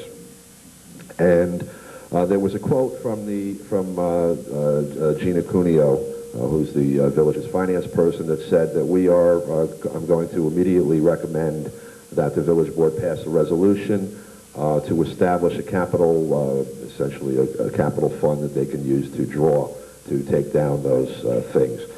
I happen to be looking at a 1992 newspaper article about a 1990 audit when the mayor was on the board at that time, where exactly the same issue was raised by the state, and then a 1995 article about a 1993 audit where again the same issue was raised. What we're talking about are things where the village government says we're going to use $10 million to build this project, or like the police facility, $1.8 million, and they turn around and spend $4 million.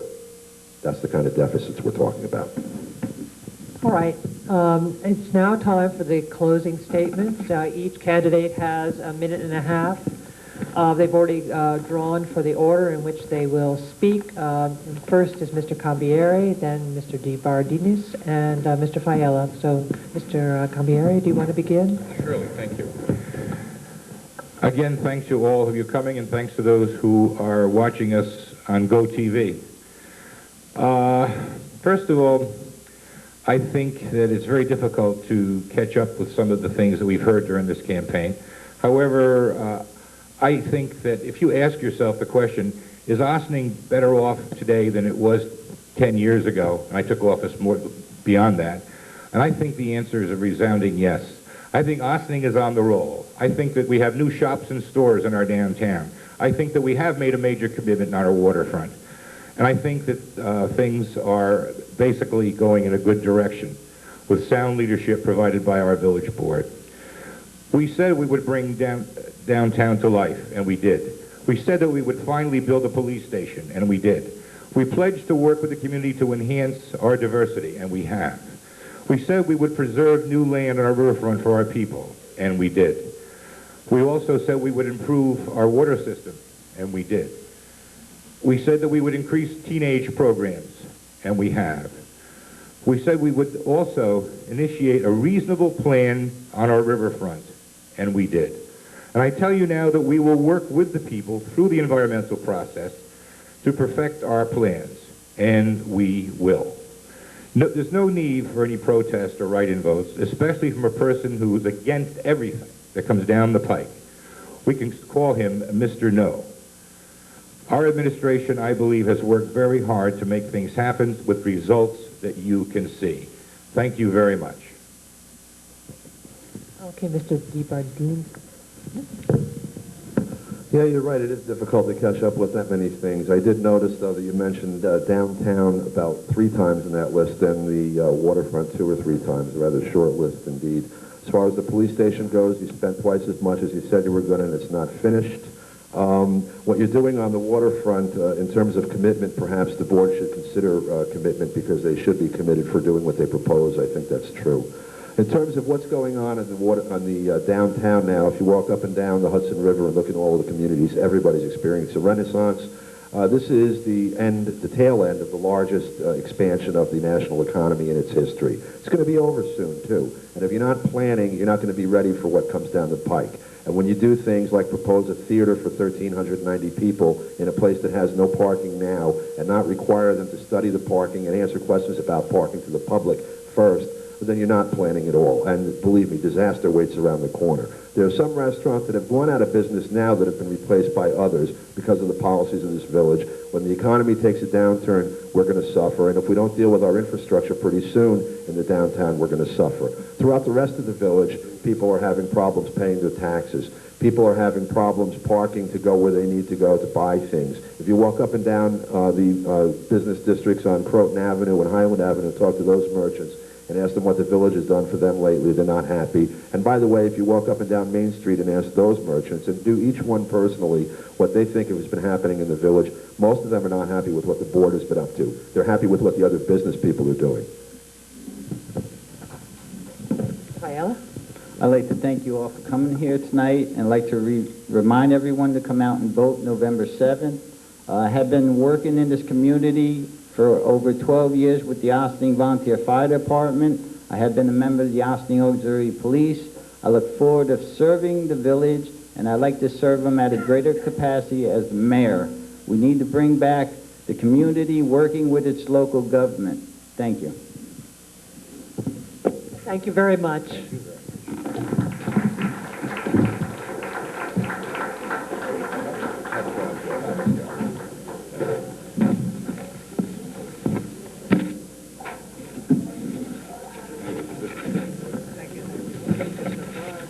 All right, I'm going to read the referendum for the town of Ossining.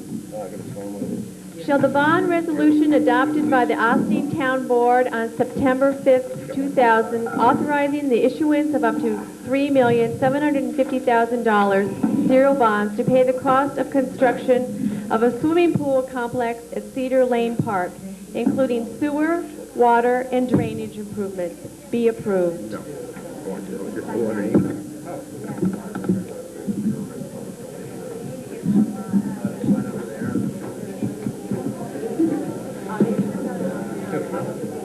Good luck.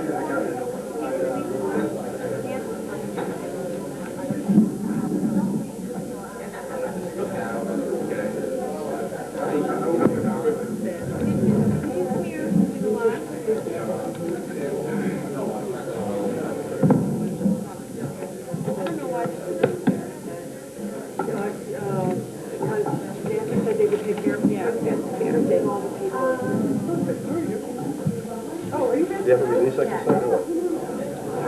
Okay, well, I'll tell you what. That's right. He does what he has the moderation. Oh, all right. Okay.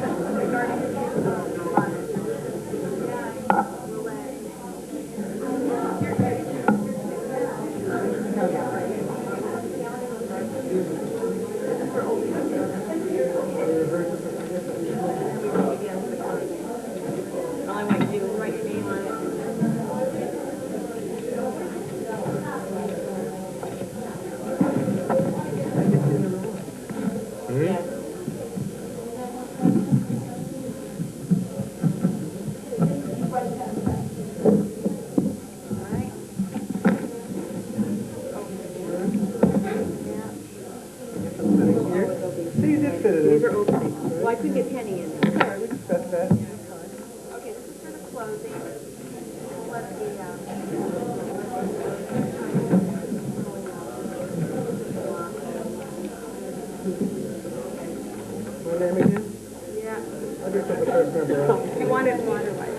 doing fine now. Thank you very much. Do you want me to write it down, or can you? I'd be happy to do it. C is for close. Right. I just have it alphabetical. Why is it not fair? You and I sat next to each other last 2 years ago. Good luck, everyone. All right, good luck. Thanks.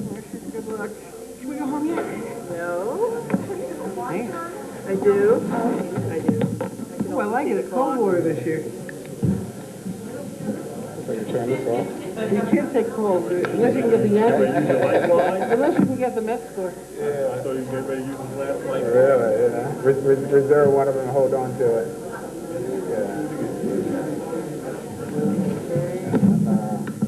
Actually, I think the Yankees clearly the superior team. I'm hoping for Well, you're true. the underdog. Underdog.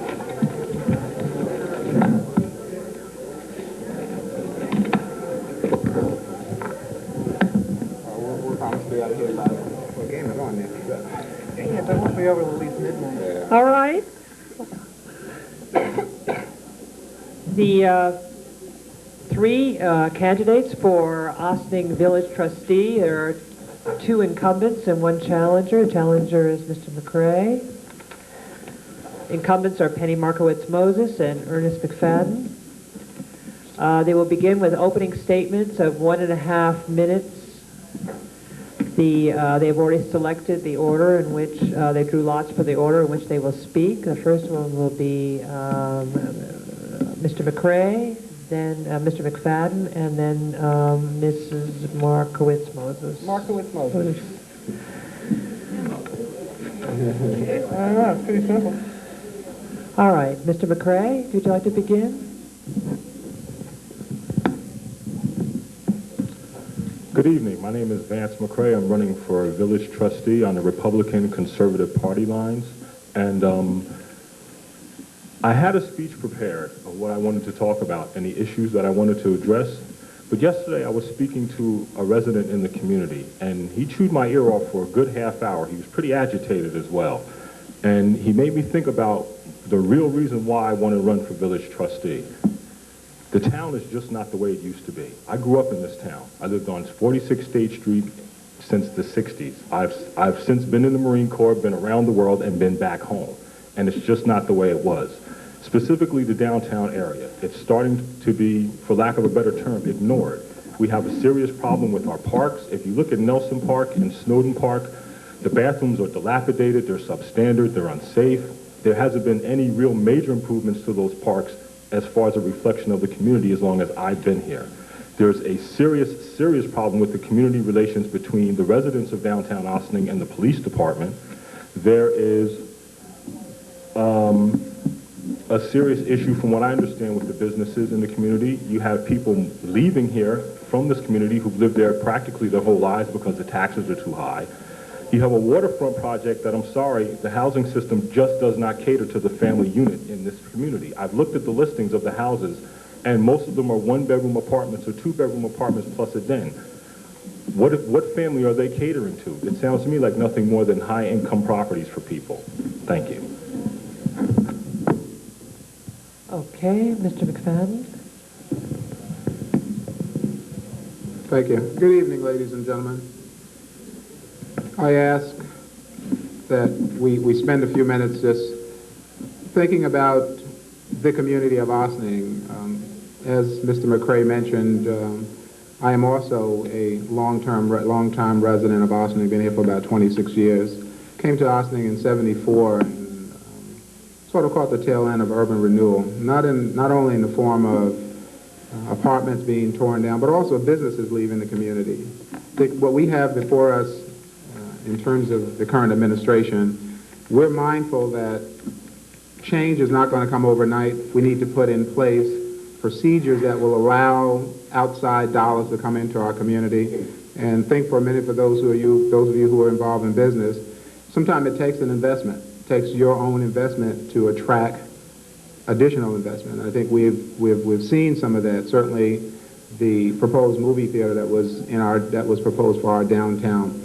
Private developer wanted to invest about $7 million in our community. We've sort of paved some of the way for that. We also now looking at a very attractive waterfront development project that I think the vision plan that we had in terms of talking about our waterfront incorporates a lot of it. I think a lot of things we've heard in terms of mixed use, open space. Yeah, it may not be what everyone wants, and I think certainly anyone who can afford to live in the project have the ability to utilize the facility. In addition to the downtown, we're on the track of bringing the downtown back, and I look forward to sharing with you some of our ideas and thoughts throughout the evening.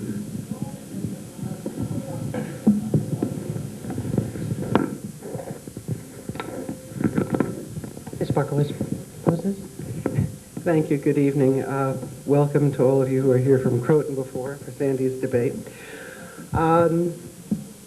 I don't want to look at the village negatively as some of our opposition do. I want to look at what's happened here that's been very positive and the changes in Ossining. I'm completing my 4th term on the board, 4 years in the early 90s and 4 years now. I took a little hiatus in the middle. And I've seen a myriad of changes. Things just aren't as they were, and that's good. Change is positive. We've shown that we can bring back a downtown. And it took a lot of hard work. It didn't just happen because it's happened other places in the river. There was a perception about downtown Ossining that isn't there anymore. The perception now is it's good. We've become a small Silicon Valley of our own with many computer companies and all kinds of new generation businesses down there.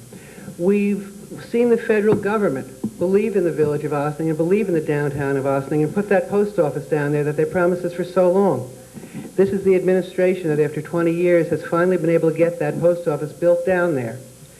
We promised, we promised a new police station for over 20 years. The village put their money where their mouth is and believed in the downtown. We now have Westchester Community College coming in with a brand new health-related facility to Arcadian Shopping Center that will cater to 200 or more of our residents. And more than that, we've shown a faith in our community by investing in our police force in diversification and hiring, in starting community policing, which has been extremely successful in the downtown area, so much so that we hope to advance it to other areas of the community within the short term. Thank you. Time goes fast.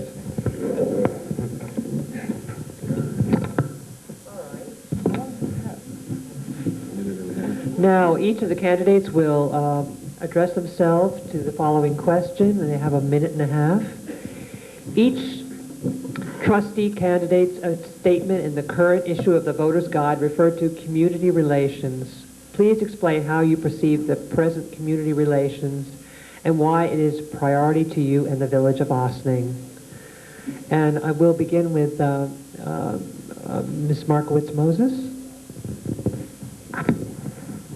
I hate being first. I think that community relations and communication and knowing what's going on, communicating what's going on is very important. We have a very diverse multicultural population. I think we need to capitalize on it. It's a resource for us.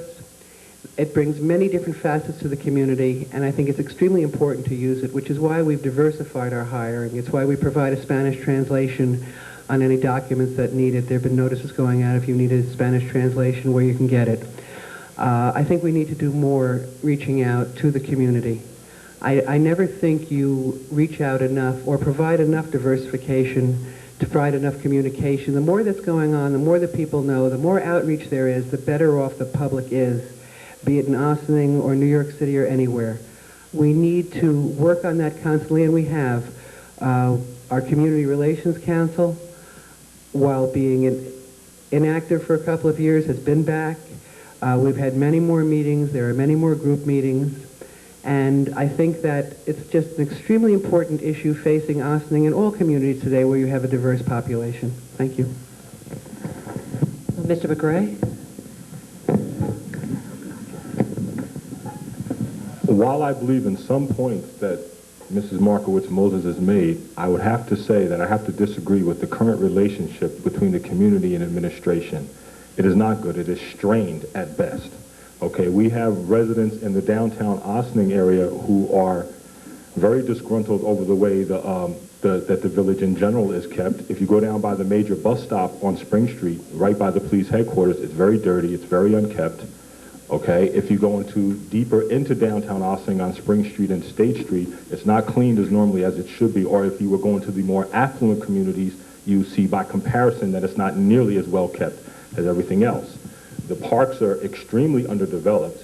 As far as a relationship between the community and the police, I would like for someone to explain to me why how 2 people got shot in a 3-week period, 1 block away from police headquarters. Now, if they're really that concerned about the community, why wasn't there police presence in the so-called troubled areas of the community? Because I believe that could have been prevented, and a good friend of mine is now in a coffin because of it. We need to really start to seriously address the relationship between the community and the administration, because it seems like there are sections of Ossining that are quite simply being ignored, or people are being listened to just for the sake of being listened to, and then people are still going on with their own agendas. Thank you.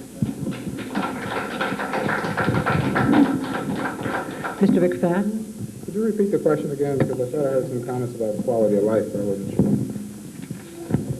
Each trustee candidate's statement in the current issue of the Voter's Guide referred to community relations. Please explain how you perceive the present community relations and why it is a priority to you and the village of Ossining.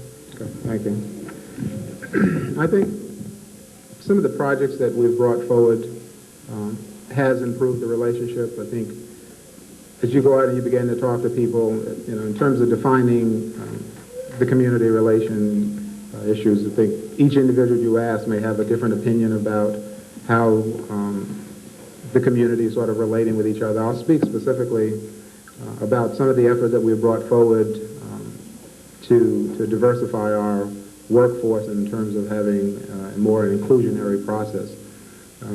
In our more recent hiring procedure, we have pushed the administration to go the extra mile, to do some advertisement in various publications. I think the efforts have paid off. Just taking a look at some numbers from the last 2 years, in our hiring since '98, out of the 21 new hires that we've had in the village, 15 of those hires were minorities, including African American, Hispanic, women, and so on. Some of the projects that we've been involved in terms of within the community, with the Community Action Program, have looked to outreach and open up the process to allow people to come in, look at some of the different programs that youth can sort of take advantage of. We've pushed the Recreation Department to bring more attraction in our downtown. And I think for those of you who participated in downtown over the summer, saw some very nice concert in the downtown, and a number of people were out there, and I saw a very diverse population out there. So I think it's improving.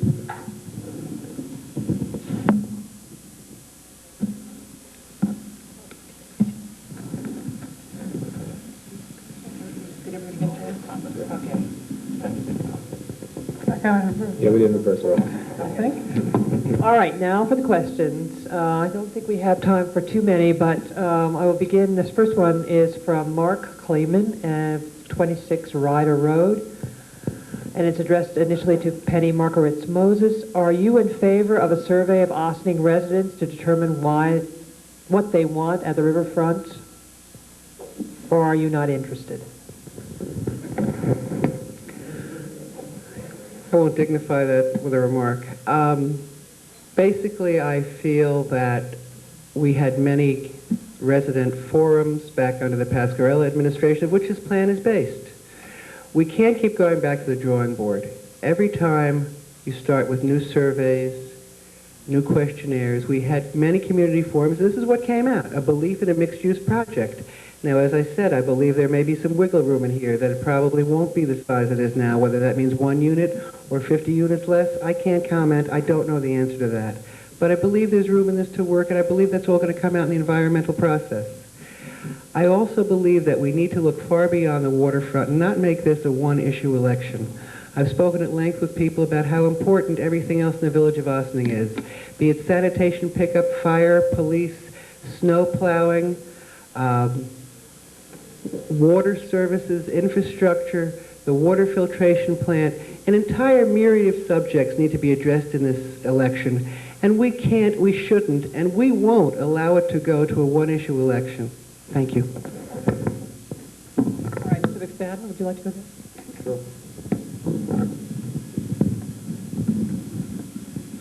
think in terms of the proposal that we put out when we were first soliciting respondents for waterfront, identified a number of areas that we felt was very inclusive in terms of community input.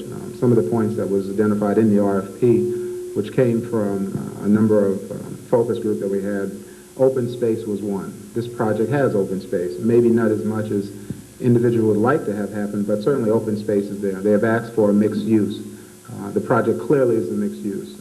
I envision taking my family down to the waterfront 3-4 years and dining on a restaurant. I mean, how many participated and went down to the Chart House? I mean, why do we need to drive out of Ossining when we have the opportunity to do that right here with the 10,000 square foot restaurant that's proposed for this project? View shed.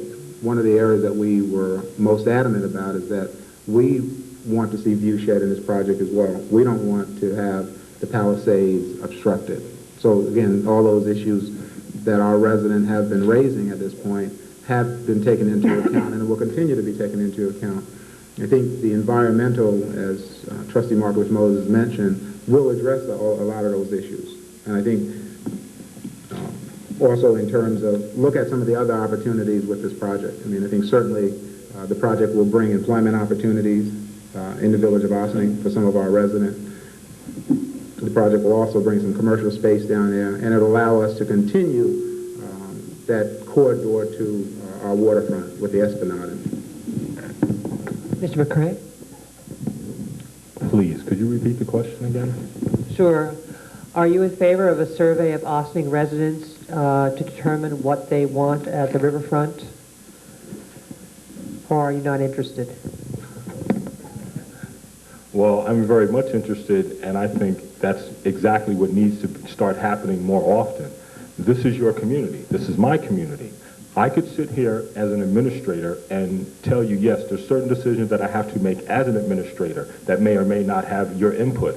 But a project like this that's going to affect all the residents of the community, not to mention the residents that are already at the waterfront, I need to know what you think. I need to know what you not think. I need to know what makes you mad, what makes you glad about it, what you would like to see differently.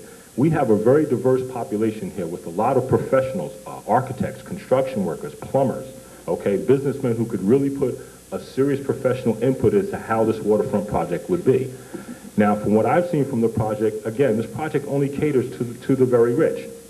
I would like to see some of the businesses in the area that are existing that have given us a tax base for so many years, why weren't they asked, would you like a piece of property down there to open up your business or to relocate your business on the waterfront? It's prime real estate.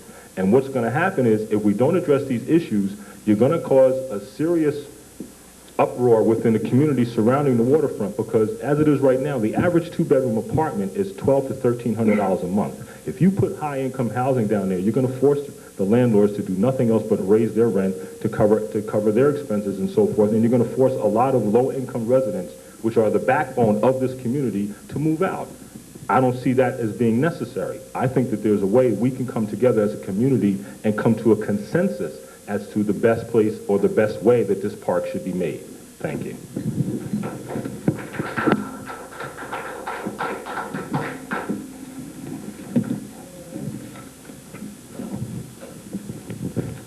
This question is from Mr. A. Ripostella of 32 Charter Circle. The mayor and board said it would cost millions to something Park Harbor Square has been donated to the village. I can't read it entirely. The one building on it can be converted into a coffee shop and bring revenue to the village. Why would it cost millions of dollars for the square we already own? Does that make sense? Yeah. Mm-hmm. Take another question. Okay. What would make Ossining more user-friendly as a community? And this is addressed initially to, and this is from Maureen Redmond, Sherwood Avenue, and it's addressed initially to Ernest McFadden.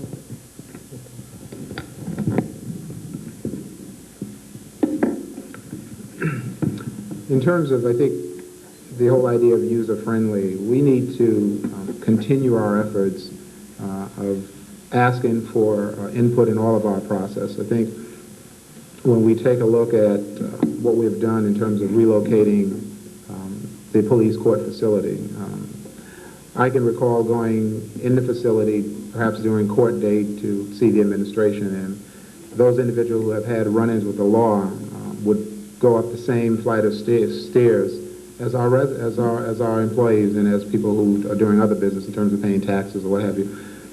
I think those are areas that we need to continue. That clearly was a safety issue. I think the moving of the police court facility and addressing that issue speaks to quality of life and user-friendly process.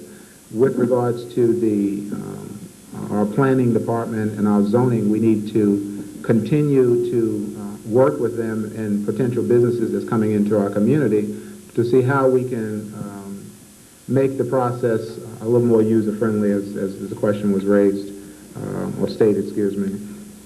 We take a look at some of the projects in the Arcadian Shopping Center. I think there's a couple of stores down there just recently opened in terms of the process, inviting people to come in, to tell them that we do want them to come into our business, into our community, and how can we assist them in making sure that they don't run into any unnecessary pitfalls.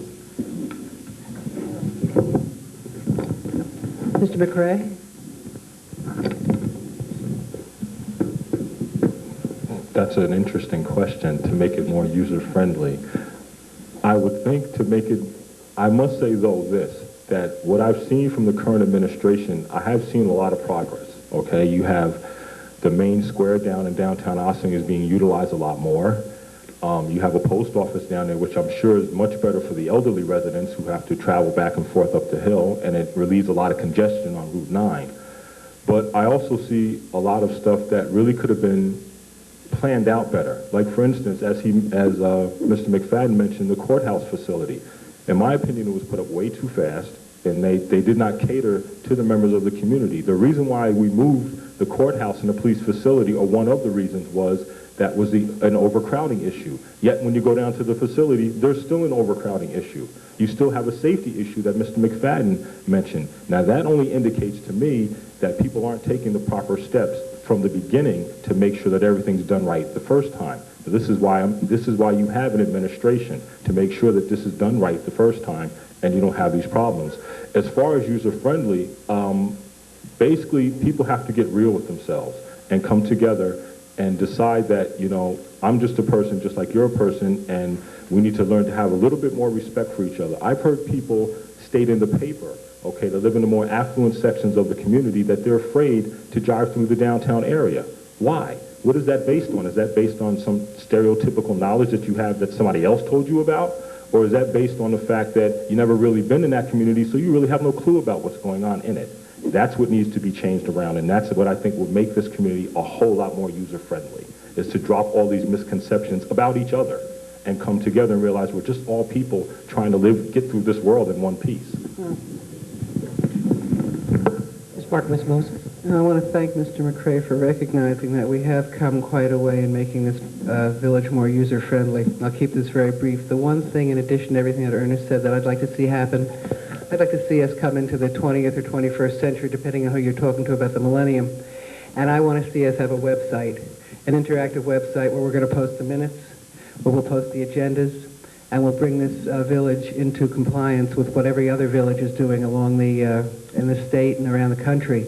I think a website is a very important thing to let people know what's going on, where you go for certain services, how you get to them. The town of Ossining has theirs in operation, and I'd like to see us get one, get it online as fast as we can. And I think that'll help make it more user-friendly, Maureen. All right. Somebody help me out here with Mr. Ropostella's question, and I'd like to address it to all three members. There was not one candidate who was selected. The question is, the mayor and village board said it would cost millions to have a park. Harbor Park was donated to the village. The building on it can be converted into a coffee shop and bring revenue to the village. Why would it cost millions of dollars for the square we already own? Would one, Mr. McRae, do you want to begin? That's a good question. I wish I had a good answer. But I can tell you this, I really don't see where we can run into a serious expense issue if you cater the park, I should say, to the residents. As Jeffrey Fiella was speaking about earlier, you have the opportunity or you have the capacity to make these parks into something that can be money makers. If you go into downtown Ossining on any given day, or especially on a Sunday, you see a lot of members of the Latino community playing volleyball in the Park School area, in the Nelson Park area, in the Snowden Park area. You have tennis courts that are in Snowden Park, yes, that's correct, that aren't even being used, that aren't even nets set up. That's revenue right there. And that's also making it more user-friendly to outside residents who can use the park area. You have the opportunity to make the waterfront project, as well as all the parks in the area, I should say a type of park that, because I don't want to make it just about making money or revenue, but there is ways that you can utilize to make the park more accessible to people. You have a lot of members and a lot of community groups in this town that like to throw functions, or like to throw entertainment events, and therefore there's where your revenue is. But they're not going to use a park that's not accessible or that can't be easily utilized. So let's do the math here for a minute. If you beef these parks up, make these parks more accessible, add water fountains, fix the situation with the bathrooms, then you wouldn't have the problem or so much of a problem as addressing the high tax base or paying money for expenses or maintaining the park. Thank you. Ms. Markowitz-Moses. I believe if we use some facts, we get the figures. Harbor Square Park was not donated to the village. The land at Harbor Square, what we've named Harbor Square, was donated to the village. It is not a park. It is not dedicated parkland, never was, and has no plan to be. That's number one. Number two, the figure of millions of dollars to create a park down there refers to the entire property, the Harbor Square, the Dan Zeisen property, and the Flavor Sciences property. We're talking of about $1,750,000 to $200,000 to $2 million in acquisition. You're then talking remediation, which could be between $500,000, $600,000, $700,000. You've had oil facilities there for years, bus facilities. It doesn't clean up for $10. You then are talking about creating the park. So between the land acquisition, the remediation, and the creation of the park, you do have a cost of millions of dollars. That figure is absolutely correct, and I'll stand with it.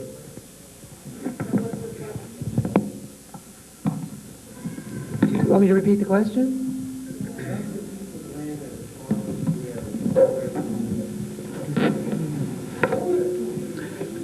I think, as Trustee Markowitz-Moses pointed out, the land that's in question was never dedicated or deed over to the village for the use of a park. With regards to the building on there, I think your dollars that we've invested in terms of acquiring the property, and I don't think you can take a look at one part of it without taking a look at the entire 5.5 acreage that's down there. We spent nearly $1.5 million in terms of acquiring the property down there. You think about a business investment. When you make an investment, the bottom line, you want to get a return on investment. We have the ability before us for a private developer that's interested in putting up to a proposed $35 million into our community. At the same time, making us whole on the dollars that we laid out to acquire the property. So as far as I'm concerned at this point, converting that into a park, there's currently a park down there. We have a wonderful IMA agreement with the town that allows us to use the Ingle Park. I think there's an opportunity to connect the Lou Ingle Park along with the proposed project that has open space and will continue sort of the Esplanade, which will make make the project seamless. It's our plan that we can tie both of the parcels together.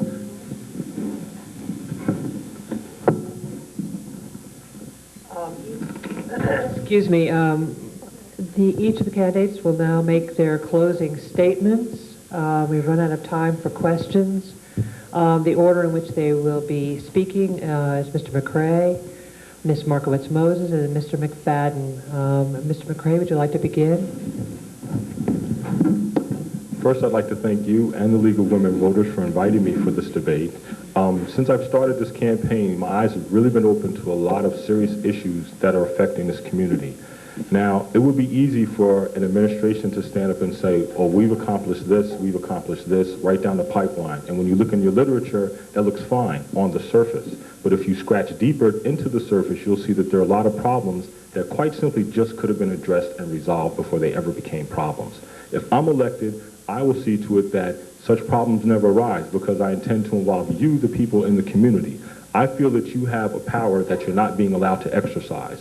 And that's your power to make sure that this community is the way you want it, not just for yourselves, for your kids in the future. And if I don't take the time to listen and try to incorporate how you feel into my final decision-making process, then I'm not really an administrator. I'm just a king sitting on a throne, and you don't need that.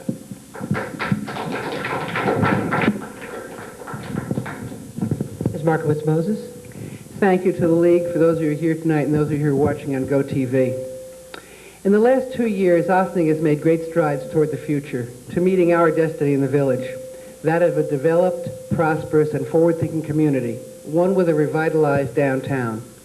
Under the leadership of this village board, we've seen just how far we can go when we all work together to achieve the same goals.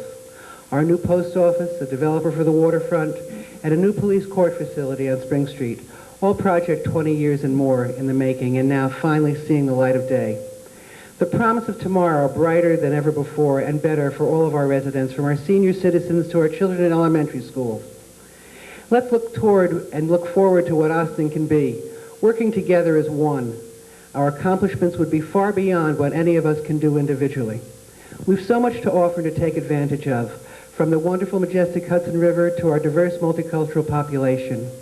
Our village, from one end to the other, is encompassed with history, from Maryknoll to Sing Sing, from the Hudson River to Briarcliff Manor, and from Crotonville to Scarborough. It's here for all of us. I'm proud to call Ossining my home, and I know all of you are too. Where we go from here, what we accomplish, will not be done by this village board and management alone. It will take every one of us working harder than ever before to shape the Ossining of tomorrow. Thank you very much. Mr. McFadden?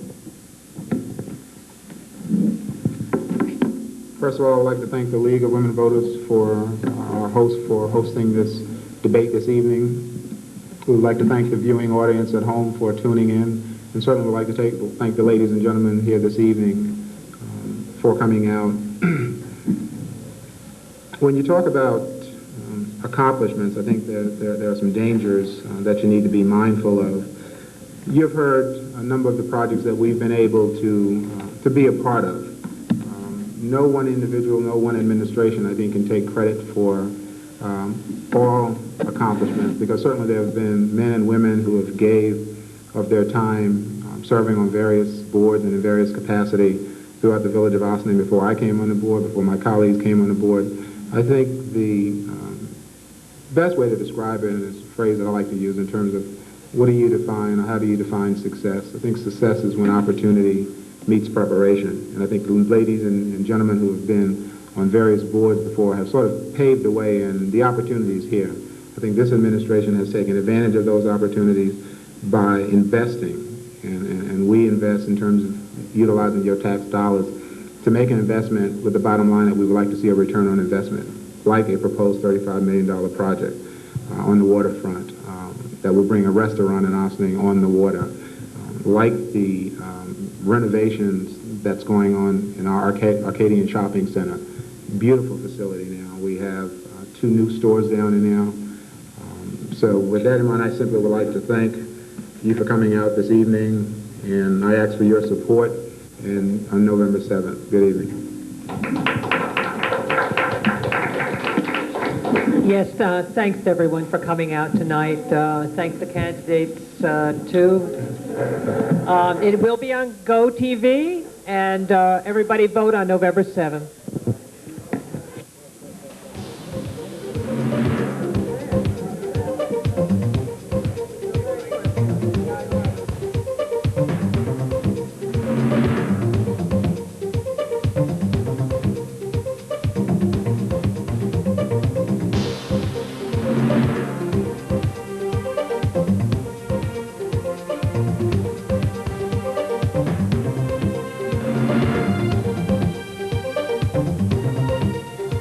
you.